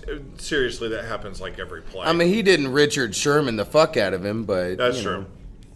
Like one of the probably though the worst fucking person that always get away with defensive holding I've ever seen. Yeah. Yeah, Theismann essentially just says, and remember, it's tongue-in-cheek, just like, hey, why are we messing around? Let's just go ahead and just take the pads off the quarterbacks. We can't even touch them. Don't even touch the quarterbacks anymore. Mr. Goodell. Yeah, I mean, he's just like, let's just eliminate quarterback hits altogether. He said it's just reached a point of absurdity. Well, then, of course, like, all of the second-string quarterbacks are like, no! Even Brett Favre, I can't remember if it was on social media or an interview, even Brett Favre had said something to the fact of, oh, well, I mean, if football's like this, I could come back to play football. Yeah. I mean, you're talking about one of the toughest quarterbacks of all time. I mean, he's like, oh, I mean, if they're going to have these rules, I may come back and play, which, of course, is a recurring, because how many times did he retire? But doesn't he have the record? Stop me if I'm wrong. Doesn't Brett have the record for most consecutive starts? He does. He's the Iron Man of football. Yes. He's the Cal Ripken Jr. of quarterbacking. Yeah, I don't remember the number. It seemed like it was in was it 200 or something like that, games in a row, and he played with injuries. It wasn't like he never got hurt. That dude took a hit. I mean, that guy was... Warren Sapp leveled him all the time. He played kind of recklessly, really, and still... I think it almost like he got off on being hit. Kind of Christian Grey-like. Well, he was the giver. Yeah. So I guess Favre was the receiver. He was the Anastasia to Warren Sapp's Christian Grey. Is that the name of the girl? Yeah, Anastasia something. Dang it. I need to do some more research. No, I only know that because my ex, who was fake as fuck, like, we're always talking about, like, oh, I love to read. Like, never saw this bitch fucking read a thing in my life. Oh, I mean, I did see her, like, read some comic books and stuff, but, like, she didn't read all the comic books that we bought together. Anyway, right. So just to shut her the fuck up, I, like, bought her the trilogy of the Christian Grey shit. 50 Shades. So it was like a total win-win for me. Like, I got her to actually, like, read something and, like, be a woman of her word type of thing. Yeah. Got her to shut the fuck up. And during the shut the fuck up time, I got to play a shitload of Gran Turismo 5. But did it give her any kinky ideas? Well, and while she was reading it, she was like, we were talking on the way here, because, while she's reading it, she's telling me what's going on during the storyline, and, like, he lost his virginity at 15 to, I don't know why I was going to say his aunt, but, like, a housekeeper lady or something, and that's how he learned the whole dominant, submissive crap.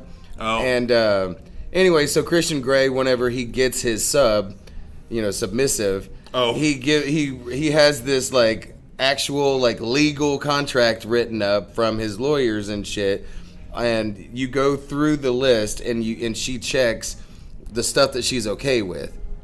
And so on so my ex is telling me all this stuff, and in the book it shows, like, pictures of the contract over, like, 2 or 3 pages, and on one of those it's like, check yes for fisting.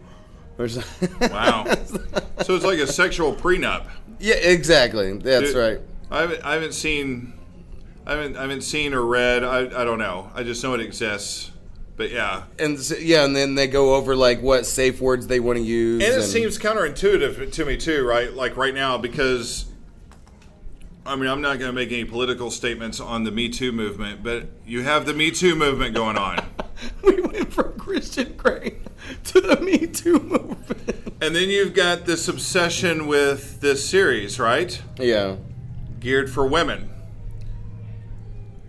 I don't even know how to comment on the absurd irony of this. Yes, and of course the person that wrote this Christian Grey trilogy is a woman. Right. And it's like, it's so funny because I was talking to an ex-coworker about this, because of course this is a woman who falls in love with this guy. Like, in the first book, Christian Grey is this guy, of course, this billionaire, yes, who never talks to the press or anything. He's got this huge conglomerate company thing and all that kind of stuff, but never does interviews, never talks to press or anything.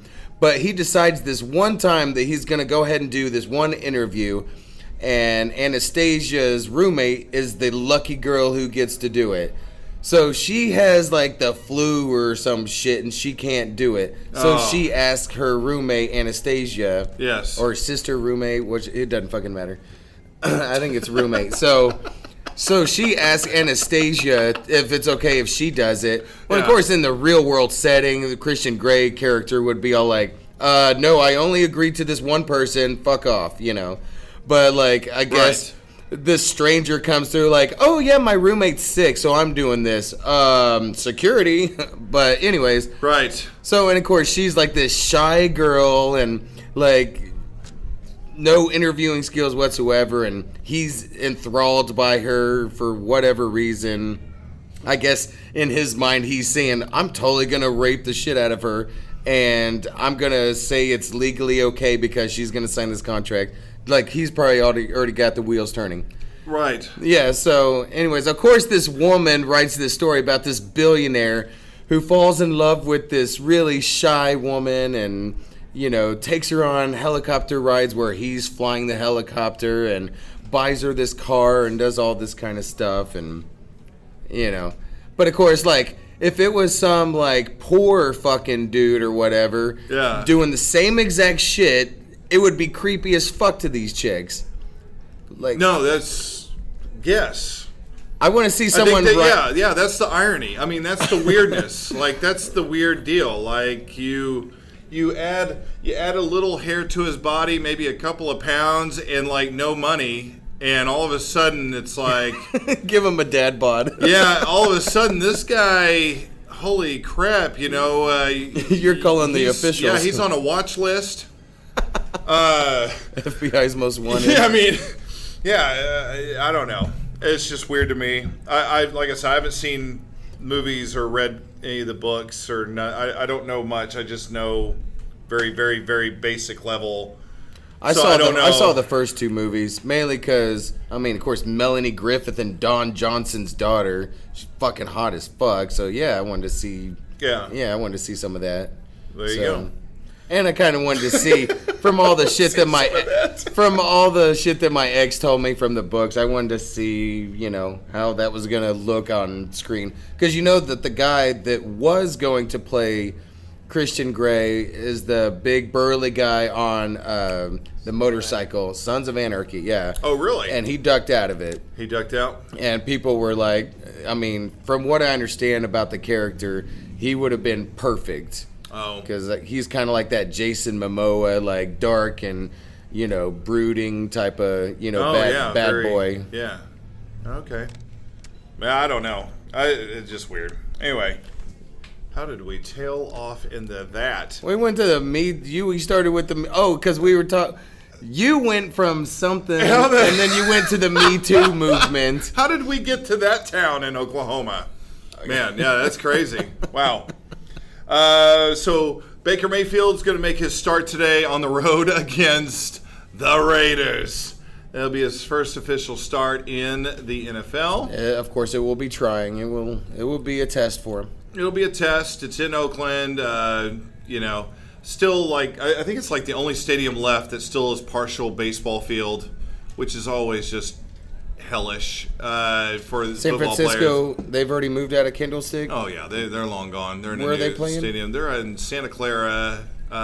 Which is just north of San Francisco. Yeah, I can't remember the name of this stadium or anything, but yeah, they're out. So I can't remember if there's any more baseball fields that Miami Dolphins. I don't think so. I don't think anymore.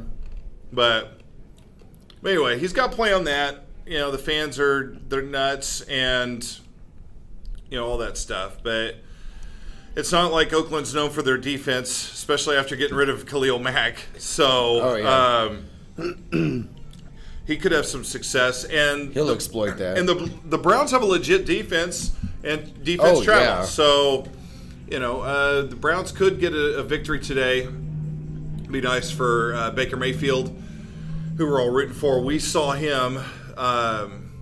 Oddly enough, we saw him in his first game at this hole-in-the-wall bar on Thursday night. Do you remember that night?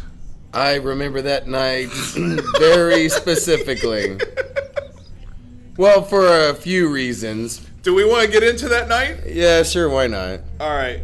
Because by the way, or at least I'm not knocking this place because it's my favorite place to do karaoke because the guy that runs the karaoke place, he's really good at what he does. He can find any song that you want to sing on YouTube, find a good version of it, and I killed it on Aha, Take On Me, the acoustic version. You did kill it on Aha. But I know that that's not what you want to talk about. No, that was specifically the song and everything I wanted to talk about in that moment. Nothing else happened that night. Yeah, so we had some interesting neighbors, some patrons, and... We walked in, it was Cheers-like, I will say, even though they didn't call us Norm. But we walk in, they're already intoxicated. It's between 7:30, 8 o'clock at night. The Browns-Jets game has already started. Oh, yeah, actually, it was Thursday right night before game. 8 o'clock. It was like 7:50, 7:55, somewhere around there. That is correct. And we walk in and, hey, welcome. And then a couple of them realized who you were. Yeah, the really cool black chick, she was like... Trina. Oh, Trina, yeah. She was all like, hey, you're the one that sings all those weird songs. I was like, yeah, that's me. In which, by the way, you did not disappoint. I did fuck her. I did fuck her gently. Trina? Or did I? Did you? No, I did not fuck her gently. I did the song. Okay. I sang the song "Fuck Her Gently." I don't know. I was like, well, congratulations to Trina. Not really sure what zip code I'd have to go. Never mind. Trina, yeah. Sweetheart. But anyways, yeah, I sang. Aha, Take On Me, the acoustic version, and then Yeah. I like Black by Pearl Jam and Addicted to Love, Robert Palmer, and I did a fourth song. I can't remember what the other one was. This is a great song, man. Which one? Robert Palmer, Addicted to Love. Man, he was awesome. Wow. Robert Palmer, man. Well, and he was like, whenever he really got big was whenever he was older. He was like in his 40s or like he was around 50 or something like that whenever he had Addicted to Love and the other one. Smoke Me. I'm just kidding. I can't remember this other song, but you're right. Addicted to Love and son of a bitch. Simply Irresistible. Simply Irresistible. There we go. She's so fine, there's no telling where the money... And then, of course, like, Shania Twain, like, redoes that infamous video with the girls that look like they're all twins because they are perfectly... Their hair's all the same and the same exact, like... excess of makeup on their face. Oh, the lipstick. Yeah, that's like a classic deal. The lipstick and everything. Oh, yeah. That's an iconic video. Yes, it is. Oh, yeah. And she did a good job of like kind of it's kind of an homage to it. Oh, is he eating the groceries? Did he get first down? Zeke, 9 rushes for 39 yards. Oh, there he goes. That's a big run. Big run for Zeke so that he can. Nice little counter Lots where of room the to guards eat are those. pulling. Look at that. Man, if he'd have gotten around that like inch of the corner there, he would have been gone. Yeah, that's what he gets. Look at the protection, great throw, good cutback. Is that that's Beasley? Cole Beasley right there. Yeah, that's why you have somebody like him. He's like, see, I was open, man. Look at him being all fired up. I know, little guy. I like He's so Beasley. cute, little guy. He just catches the ball. Look and at the talks little some shit. Look at the little fellow. He's doing it. Look at him. He's learning to talk shit. Yeah, he's just a grown-ass man. Look at him. Like a little Chucky doll playing receiver or something. He was talking shit like, 13 yards on your ass. Yeah. So we're watching Jets-Browns. Jets are just kicking ass, of course. I'm sure you've seen the game by now if you're listening to this. Jets and all kinds of other stuff. Yeah, Jets have gone up 14-0, of course. Tyrod Taylor. And the Browns were favored on that game, weren't they? They were. They were favored by 3. It was in Cleveland. Tyrod doing nothing passing-wise. At one point, he was negative passing yards. Like, that's hard to accomplish. That's not easy. Your screens have to go south. He's negative passing yards. I think he ended up finishing, of course, he gets the concussion, goes into protocol. He finishes at like 19 passing yards And this is before, of course, the half. It was like 2 out of 11 passing or something really fucked up like that. And so, yeah, he finishes 19 passing yards before he goes into concussion protocol, which is before the half. And Baker comes in. We're all excited because Baker's coming in. 2-minute drill. Yeah, he's able to lead them immediately. You see a fully different energy.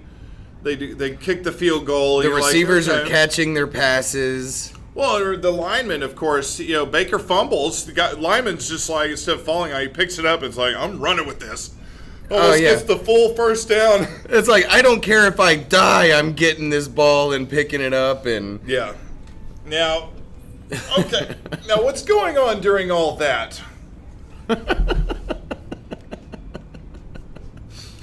Should I just go straight to the biker couple, or do I describe all the multiple characters that are in this bar? Well, for me, the biker couple second, but the first one to build up to that is the Marine. Hey. All right. So there's... Yes, please. Would you say, I feel like he was like Hispanic, Native American mix? Yeah, he was either Native American and or Hispanic. Something weird. He's eyeballing us when we walk into the bar immediately. And Drunk Tim has got his Dora the Explorer backpack with him. If you don't know, I'm sorry, man. I gotta put this out there. He has got this. Maybe we can post a picture on Instagram or something. He's got this purple/pink backpack that was obviously meant for a female that he brings everywhere. And I mean everywhere. Like, I pick him up to go to this bar for this event. I'm like, hey, let's hang out. We'll do this thing. For this event. It became an event. Like it was a symposium. It was not going to be an event. It became an event. And he's got this backpack. And I'm like, why are we bringing a backpack to the bar? Oh, that is a flag. There it is. Okay, he had to think about it for a while. Man, that's a late hit on Dak. Wow. Not too below on that one. Yeah, that was not too below. Anyway. That was like 3 or 4 below. So he's got this backpack like, hey, man, why are you bringing a backpack? You don't understand, man. You don't understand. I'm just bringing the backpack. If I go home with the chick or whatever, then, I've got my fucking charger and everything else. And you're going to charge her up? Yeah, like, I would like to see where her inputs are. Oh, okay. All right, well, yeah, can't do that. I mean, not the charger thing. You can do that. You just can't do the late hit on the quarterback like that after he's already obviously, hey, how you doing? That's a cheap shot. Oh, shit. Oh, I was thinking it was like roughing the quarterback. Oh, that was after the play was deemed over. So we get to the bar, and I'm like, I'm surely he'll just leave the backpack out in the car like he brought it for whatever. We get out, and he's got the backpack. And I'm like, okay, we're going in. I should have left it in your car. We're going into the bar with a purple and pink backpack. Mainly purple. Most places just don't allow you to bring a backpack in anymore in general, just for many reasons. You pick your own reason. But here we are, we're going to this bar. This bar lets him do it, though, dang it. This is Drunk Tim. Hello. I'm VIP. Yeah, bring your Dora the Explorer backpack. And that's Touchdown Cowboys, Zeke Elliott on screen. And so I'm like, okay, we'll run with it. So we walk in, and this guy is eyeballing us right from the beginning. He is intoxicated, doesn't even cover it. Oh, no. You could just kind of touch him push him with your finger, and he falls over. And he's eyeballing us. We walk in, we see our haze or whatnot, and I talked to the bartender, and she says that I basically have control to turn one of the TVs to the NFL network if they have it. To which this guy, I don't know if he hears all that. He just sees us or whatever. He says, these guys, they're just walking in and talking shit. So I was like, oh, great. Okay, cool. Well, I see where this guy's mindset is. This will be fun. So he repeatedly throughout the night is just like, hey. You're like, yes, I'm a Marine. Did you ever serve? Like, no, sir, we did not. And then showing us his tattoo, his Marine tattoo on his bicep. Well, he was showing you. See, I didn't know a lot of this stuff because he kind of kept, for whatever reason, picking you out. He wanted to start the fight with me, not with you. He really did. And so, I have that effect on drunk people. And so he keeps throughout the course of the night, hey. And finally, I remember telling you at one point, I was just like, because we go in sober. I mean, we're like, all these people are wasted, and we're the sober ones in the group. I didn't even pregame like I usually do. Yeah, we're fully heightened, fully aware of every little thing that's going on. And it's just like, oh my gosh. I remember at one point, I'm just like, maybe we need to just go over to this other side of the bar and play some pool. Yeah. And maybe he'll just stop. Because it's like he just keeps saying the same thing over again. Hey. I mean, basically you can map it out over the course of multiple times, just under first 10. 2 or 3 hours. And you could, just, here's the script. Hey, yeah, I'm a Marine. Were you in? Whatever. Here's my tattoos. And just put that on repeat for over an hour. Oh, and then, of course, thank you for your service, sir. Thank you for your service, sir. See ya. So, please go sit back down and drink yourself into oblivion. It was obvious he was trying to pick a fight. Finally, we turned it around, just said, sir, we appreciate the Marines. I do have a cousin who's in the Marines, so mention that. And then all of a sudden, he's cool with us. He's like, you guys are cool. And he just left us alone the rest of the night. So it was like, okay, in the future, I will do that right from the beginning. Note to self. Hey, everybody in the bar, I have a cousin that was a Marine. Yeah, I know. I was just like, I really am. Yeah, we're not here to fight anybody. Apparently you are. It won't last long because we don't even have to hit you. You just push you over. Which, I was telling you that night that, well, of course, that's the bartender's fault for continuously letting this man drink. Yeah. And, you were like, yeah, it is what it is, but whatever, whatever. But it's a hole-in-the-wall bar, But to me, I kind of feel like it doesn't bother me either way unless it turns out to where this dude actually does start a fight. Right. And even though I wasn't really intoxicated, I was kind of getting so annoyed by this motherfucker that, like, you poke somebody enough times. Some people it may take 10 times, some people 110 times. But eventually, if that dude kept on poking me, eventually I was going to be like, dude, get the fuck away, whatever. But right. Well, okay. There's a cast of characters, and I feel like this story really could go on for a long time, but we'll get to the biker couple. This is where it kind of climaxes, so to speak. Biker couple comes in. Real cool, nice looking couple. The guy looks like looks like Sammy Hagar. Obviously, people tell him like right up front, "Oh, you look like Sammy Hagar, man." It's dead ringer. Yeah, gets that all the time, And she's pretty cute. Yeah, she's okay. She's all right. But so I would tongue her earlobes. So yeah, Sammy Hagar and the biker chick comes in, and they're pretty cool, good energy, and she even goes up and sings a song and all that stuff. But, oh shit! What did she sing? Do you remember? No, I don't even know what that song was. But she goes. I remember she did decent though. She did real well. She was acting like, "Oh, I've never done this before. I don't do this," and then she goes up there and like nails it. And you're just like, "Oh, okay." And anyway, but like, so over the course, she's real friendly, real extroverted, very touchy when talking. That type of person, kind of like, "Oh my gosh, yeah, you guys," because I had a Kansas City Chiefs shirt on, just for you all out there. I had a Kansas City Chiefs shirt on. And she's like, "Oh wow, you're Kansas City, blah blah blah, Chiefs. We just rode in from that area, from our motorcycles from that area." No, they weren't drunk, Tim. They weren't. So we were talking about Missouri and Kansas City and Chiefs and blah blah blah.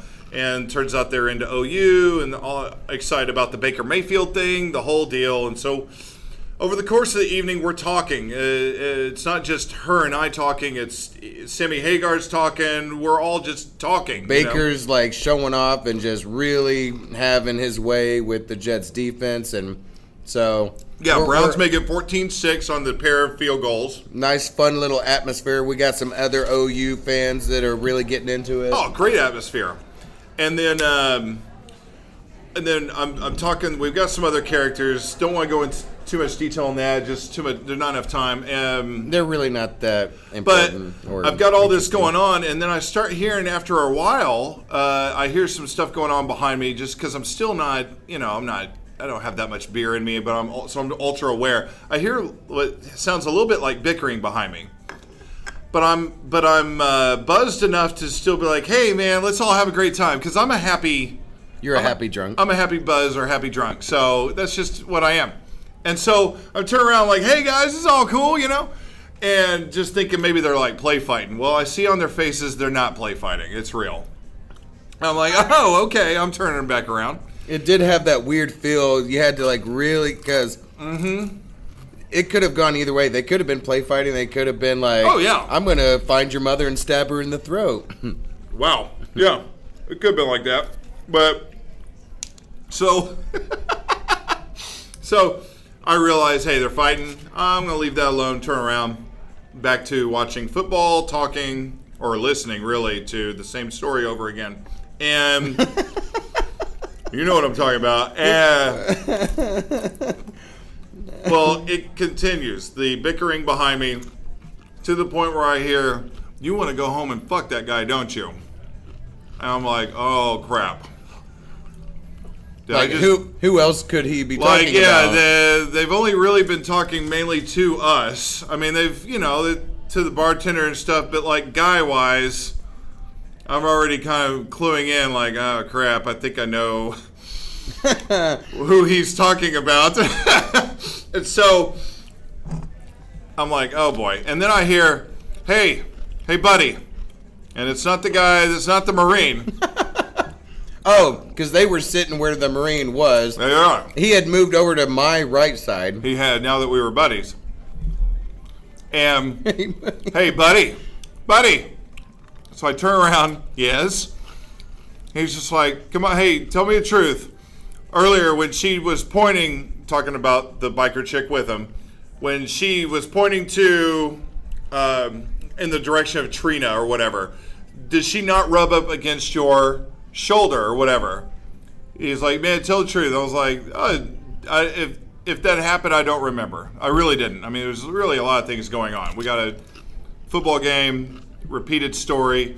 We got the Hispanics saying 24/7 every day, like 50 times. And Trina. We got all these things happening. So I'm just like, if that did happen, I really don't know. I'm sorry.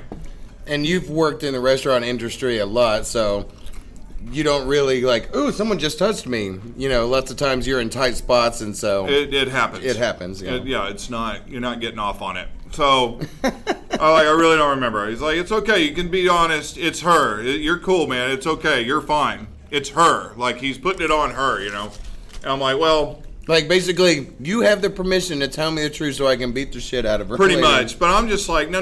I really don't remember. I'm not lying. It's all good. Hey, we're all here to have fun. That's what's happening. So there's Khalil Mack just wreaking havoc again, man. Causes Fitzpatrick to fumble. Look at his arms. Good Yeah. Lord. So, Bears. Beating the shit out of the Bucks. Yeah, they are. So, That's not even halftime, and it's 35-3. nobody saw that one coming. Just throwing that out there. Yeah. On any level. So, anyway, so I turned back around. I'm like, hey, it's all good, whatever. She didn't touch me. I don't remember. If she did, I don't remember. So the bickering continues. Well, they were talking about like trying to leave, wanting to leave or whatever, or he was or something. Yeah, he was. And then I don't think she was down for leaving. she didn't want to leave. Well, she did at one point, I'm sure, but I'm Yeah. sure that was if you were involved. So I hear, hey, buddy, again. Hey, buddy. I turn around. Yes. And same question again. Man, be honest. Come on, man. Just tell the truth. Earlier when she reached over and pointed, blah, blah, blah. Did she? And I just stuck my guns because I mean it was true. If I really don't know at this point. You know what I'm talking about. There's so many things going on. I really don't. Plus, she was already touching my arm or whatever when she was talking to me anyway. You should have just told him, dude, I can't drive 55. Which is not my, I don't know. So, again, same thing. I don't know. Sorry, ma'am. I'm not saying she didn't, but if she did, I don't remember, I'm sorry. It's, no big deal. We're here to have fun. Hey, whatever. So, even if she did, I'm not interested in that. Trina gets up and plays Dr. Phil with them for a little bit. I forgot about that. This is all over the course of all this time. Browns have won. They come back and win. Patriots beat the shit out of the Dolphins. Patriots right now are beating the shit out of the Dolphins, so that hangs true. Dolphins can't seem to figure it out up in Foxborough. But, Baker Mayfield, Browns win. Absolutely storybook game. And at the same time, now we're getting towards the end. I know you're wanting to stay, but I also know we need to leave. I just feel like it's that time. Part of that, too, is I'm just not used to being up late anyway, so whatever. And old man. I know. Yawn, right? Well, and then, then, especially on one of those nights and everything, whenever you go karaoke to a lot of places, you would be so lucky if you got to sing 3 songs, but I got to sing 4 at that time. 4. And we left at like midnight. Yeah. So we still had almost 2 hours left. I call over to pay for the tab, and I don't know if the guy knows this or what, but it's just the timing of it all. I'm trying to take care of the tab. The guy, Sammy Hagar, leaves. Not really Sammy Hagar. His stunt double. His doppelganger leaves. She's still there at the bar. She's turning to me. And, I forget to mention, throughout the course of it, she's apologizing for all that going on and stuff. I'm like, it's okay, it's cool. Well, of course, he leaves, and she's apologizing some more. Like, I'm so sorry. He gets like this. And I'm like, it's okay. It's no big deal. We're having a good time. It's like I have this coach speak or something in the bar. Like, oh, we're having fun. We're having a good time. On to Cincinnati. And she gets up. She goes to the bathroom. And at this point, I think you were back. I think you were getting like your cigarette coupons or whatever from that one girl. Which I did. I sold those. And I sold the $2. It was a coupon for $2 for a pack of Newports. I sold nice. that coupon for $2. Nice. So they got a pack of Newports for $4 instead of $7.58 or whatever we sell them for. Oh, that's not bad. Oh, yeah, that'd be pretty good. So he hooked me up. I hooked him up.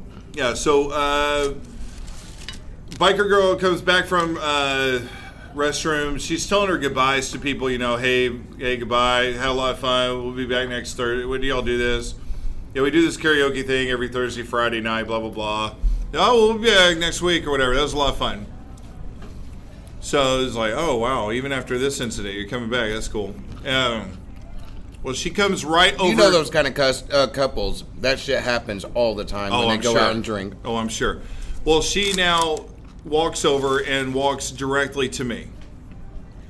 And interesting timing on your part to walk in on this. She walks over. She walks right up to me. Now, I want to describe how I'm sitting on this bar stool. I'm pretty relaxed. I've got my left arm on the bar. I've got my right arm just rested on my knee on the bar stool. Just because I'm having to pivot. I'm listening to this guy. I'm watching the Browns-Jets game. And then the biker couple dramas going on. Yeah, there's not any. There wasn't any arm rests. So, hand on knee. She walks up, and after all that, she closes in, comes in for this big hug, right? Titties in face, and then raises up, and the cooter comes up onto the hand. And she whispers to me, I am so sorry. And about phone sex about voice. Sammy Hagar being so jealous earlier. And now she's just proving his point. Well, no wonder he was jealous. Exactly, right? I know. It's just like, oh, well, he may have a point now. He can be so jealous. Now that she told me how she moved up on you, Yes. I have a story to add that. I was at a memorial funeral for my best friend. And one of our friends. Wedding crashers. And we had a bar there. It was like a Moose Lodge or something. And so there was a bar. So we had a memorial. Went next door to the bar part. All my friends, people I've known for years and stuff. So I'm sitting there talking to my wife, and one of the girls comes up and sits right on my knee with my legs across me. Yep. And sat there for 30 minutes with my wife sitting right here at a funeral. 30 minutes? Yep. Just sat there, right there, straddling my knee. Your wife didn't like beat the shit out of her? Man, my wife didn't care. Wow. Wow. So instead of getting a shoe shine, it was a knee shine? What happens at funerals? I don't know. Yeah. What happens at funerals stays at... Oh, no. What happens So- at funerals stays at funerals. I know what this girl's doing. She's going in for that the finale move, like wanting to see what my response is going to be. And I don't know. Say what you will. I did nothing. I didn't give her a hug back. I didn't turn the hand. I didn't grab nothing. Hey, my brother's single. And you mentioned that you're standing right there watching this, kind of like, what the hell? Right? I mean, what's going through your head when you see this? My brother's the boss. Oh my God. Yeah, so my wife didn't care. Wow. In fact, I was actually in the women's restroom with her and my wife later in the day. Where are you now? Nice. I was just chatting with them. Sure. I mean, we'll call it that. I mean, it's a funeral, for God's sakes. I'm We'll call yelling it at my that. wife through the door of the women's restroom, and the other girl's in there and she said, "You can come on in." Yeah, we're all friends here. Well, I had known her for about 20 years, but Okay. still. Oh my goodness. She once lost a lobby ring on my couch too. Same girl. Same girl? Yeah. Wow. She's all settled down, has a family now, husband and kids. They just didn't happen to be with her at the funeral. Is she a biker? Is she a biker? She a biker? Yeah, that's her. Like- Same girl. I just rode all the way from Kansas City. I'd like to ride something else besides a motorcycle. In fact, she just sort of makes the rounds. I've heard lots of stories about this one biker girl. That's amazing. Well, the legend is true. The legend of legend biker continues. You Burgundy. found out firsthand. No doubt. Yeah, right hand. Literally. I don't think this is sports. What are you guys talking about in here? We went to a This all bar happened during. and This all watched. happened during During a the game. During the a game. Jets Browns game where Baker Mayfield gets his first win as a pro. And you didn't just throw her off your knee saying, "Hey, I'm watching this game over here." Leave me No, alone." she was watching the game too. She's a Baker Mayfield OU fan too. Very true. Yeah, she. Oh my goodness, that was. She might have been more ecstatic than we were about what was Did going she start on. bouncing up and down when it did good? Oh my god. She, She was pretty excited. He's She- underplaying it, but she was cute. Oh man. So, anyway, that happened. Eventful night. I gave her nothing to go off of, so she left. Just part of me was concerned. Like, I don't know if Sammy Hagar's waiting outside. You know, I don't know. I'm gonna whoop his ass when he comes out here. I mean, there's just a whole lot of issues here that I'm having to kind of Maybe you like to watch. factor in and deal with. Dude, I would not be surprised at all if that dude, like, well, man, if you like my chick, man, we can totally, like, DP her, you know. Yeah, see, I'm not a... You're not a DP her type of I'm guy. not a sharer. I'm not a... Tag teamer. Yeah. Like, I'm not a... I mean, what sport would that be? I'm not... Well, I mean, kind of like, well, I mean, tag team, yeah, like wrestling, but then, like, basketball, Yeah. you know, you're dripping with sweat, like, you go sit on the bench and stuff, timeout, you got your towel on, like, oh, shit, you're like, be you a know. coach. Man, that girl's really riding me. Yeah, it's... Yeah. Yeah. So, anyway...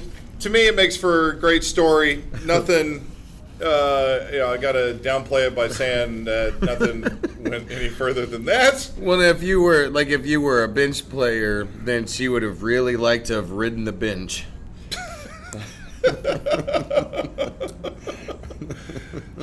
Whew. So, I don't know. Anyway, so that happened. It still was a fun night altogether. Oh, it was a great night. You know, Great looking back, you're like in the beginning and stuff with the sobriety and everything. You're like, what the hell is this circus? That's what beer's for. But then throughout the course, you're just like, you look back, you're like, okay, great times, great story. You know, will she be back again on Thursday? Just kidding. Well, you're at work and and stuff like that. So you you killed it on "Let Her Cry" by Hootie. Thank you, and I did let her cry. And then you did well on Even Flow too. Or it was Alive, not Alive, Even yeah, Flow. Yeah, little Pearl Jam out there. Those are I mix them up because they're both like up tempo, upbeat Pearl Jam songs. Let's see, real quick. Last sport thing, real quick. Have you seen this stuff on Jimmy Butler? Jimmy Butler's demanding to get traded from the Timberwolves. And shit, I didn't even know he was fucking at Minnesota. The Knicks didn't like him. The Knicks. Oh no, that's right. He was with the Bulls. Derrick Rose. Yeah. Was sent to the Knicks. Yeah, and it was supposed to be Butler's team. Butler went to the Timberwolves, who had picked up. They drafted. They still have Rubio, right? Karl Anthony Towns. No, Rubio's in Utah. Oh, Remember, that's right. He gave us shit in the playoffs. Beat us. But he joined up. Andrew Wiggins was traded from Cleveland to Minnesota, and Wiggins was supposed to be this big time, a 2-guard like scorer, great guy. And then Jimmy Butler joined. They were going to be the big three in Minnesota, basically, right? Which I always thought that name is like a name like you shouldn't say over the air. Like, are we allowed to say Wiggins over the air? Oh, just wigging out? Mm-hmm. So... What up, my Wiggin? It turns out that Butler's just not getting along with teammates at all. He wants out. As a matter of fact, he's not even at the point of his contract where he's supposed to be traded. He had a troubled childhood, by the way. The only reason this is an issue is because he's making it an issue. He's demanding to be traded. He's getting a big head on, is what it sounds like. So Tom Thibodeau, the coach, is like, no, we're not going to give him what he wants. But, and this is sometimes what happens in sports, the owner is stepping up and going, well, basically, if the guy doesn't want to be here, we want to get rid of him. So, owner's going to win over the coach every time. Yeah, we're not going to pay this guy a lot of money, and if he's not going to come making out, big money. If he's not going to perform like we're paying him. First on his list, the teams he had on his list were the Clippers, the Knicks, and the Nets because they had cap space. Now the Knicks, he's not interested in going to a winning program at all. Right? Yeah, it doesn't make any sense on a basketball level. Now the Knicks have future because there's rumors that Kyrie Irving wants to go from the Celtics to the Knicks. So there's rumors of. I'm getting tired of Irving, man. There was rumors of that, like the Knicks would have, they got Porzingis right now, then they would have Kyrie Irving and Jimmy Butler. Hey, Enes Kanter, right? And they got Enes Kanter. So now you've got a relevant Knicks team. That's looking like a good team with all that. But then, and that was 2 weeks ago. Now this last week it's changed. Now Butler says, I want to be with the Miami Heat. I mean, it's just. Who I think still have Bosch. You would think these are this is like teenagers. We're talking about teenagers or something. These are grown ass. These are adults. It's just like, now I want to be the Heat. He's like 29, 30, something like that. Yeah, he's right in the prime of his career. Yeah, he's demanded to be traded. I don't know. I mean, he basically says that the players on the T-Wolves right now are too lackadaisical. They don't work hard enough, and he wants to go.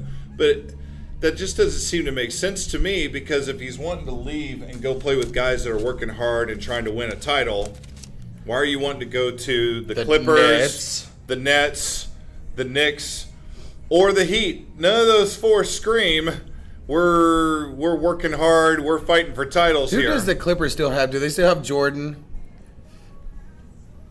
I don't even know if they have DeAndre Jordan anymore. I mean, obviously Knicks, they don't have Griffin anymore. The Clippers sold off everybody, man. So Chris Paul's gone. Yeah. So anyway, so that's going on.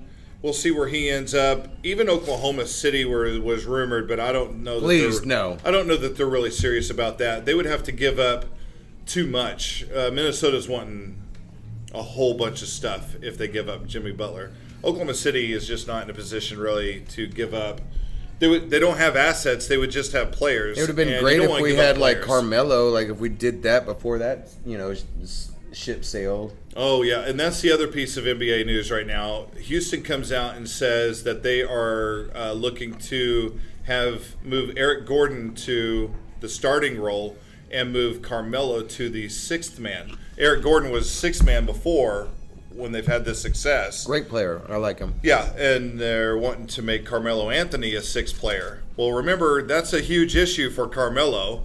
Superstar. He laughed about that when he came to Oklahoma City, and somebody mentioned that. And it would have worked out pretty well for the Thunder if he would have been like a sixth man. But he didn't want to be a part of that. So now Houston's got basically saying the same things. And it's just like, well, we'll see how this plays out. Even though they asked Melo, and Melo's just like, well, he's not so quickly Defensive about it now. right. But you wonder 'Cause how he's that kinda will like- play out. Is this going to be what it's like everywhere I go? Right. Maybe he's becoming a little more self-aware, or Right. maybe as games go on, he's like, no, fuck this. I'm Carmelo Anthony, and Starts playing better. blows up the Rockets. I don't think he starts playing better. Yeah, that would be great for us. Just blow up the whole Rockets situation. Oh, So- you mean like in a bad way, like dismantle it? Oh, yeah. I mean, you just create hardship in the locker room and all that nonsense. So, Let James Harden know how much his game sucks. I don't think he's going to do that. I think it'd be like, I need to be a starter. I'm a starter. I should start in whatever way he talks. But, oh, my God. I should be a starter. He's not like, RoboCop or whatever. I was like, is this Carmelo Anthony turning into Bob Dole or Yeah. some shit? I should start. I'm a starter. I score. Carmelo Anthony always starts. Carmelo Anthony at the third person always starts. I'm mellow. Not so mellow right now. Anyway, so there we go. So that's NBA news. We talked some NFL. We didn't go too deep into NFL, but it's kind of going on right now. And really, We're last still at week's the games- beginning of the season. Like once we get more into the middle of the season, it'll start taking shape a little bit more of teams, what games we storylines can will really, what teams we can continue to laugh at, which ones we need to stop laughing at, and who's real, who's fake, who's got boy. the masturbate. Oh, there it is. which He's quarterbacks get sacked when they're trying to scramble. down. Yep. So, well, this has been just another episode of Two Idiots Talk Sports. It's been fun talking sports and all sorts of other stuff today, but that's sometimes what we do, and there are other things going on. So fun to talk about it, give our perspective, and we're going to catch you again next week. Give a biker a hug if you see one. Give a biker a hug. Tell her Chance Del Fuego says hey. Chance Del Fuego sent me.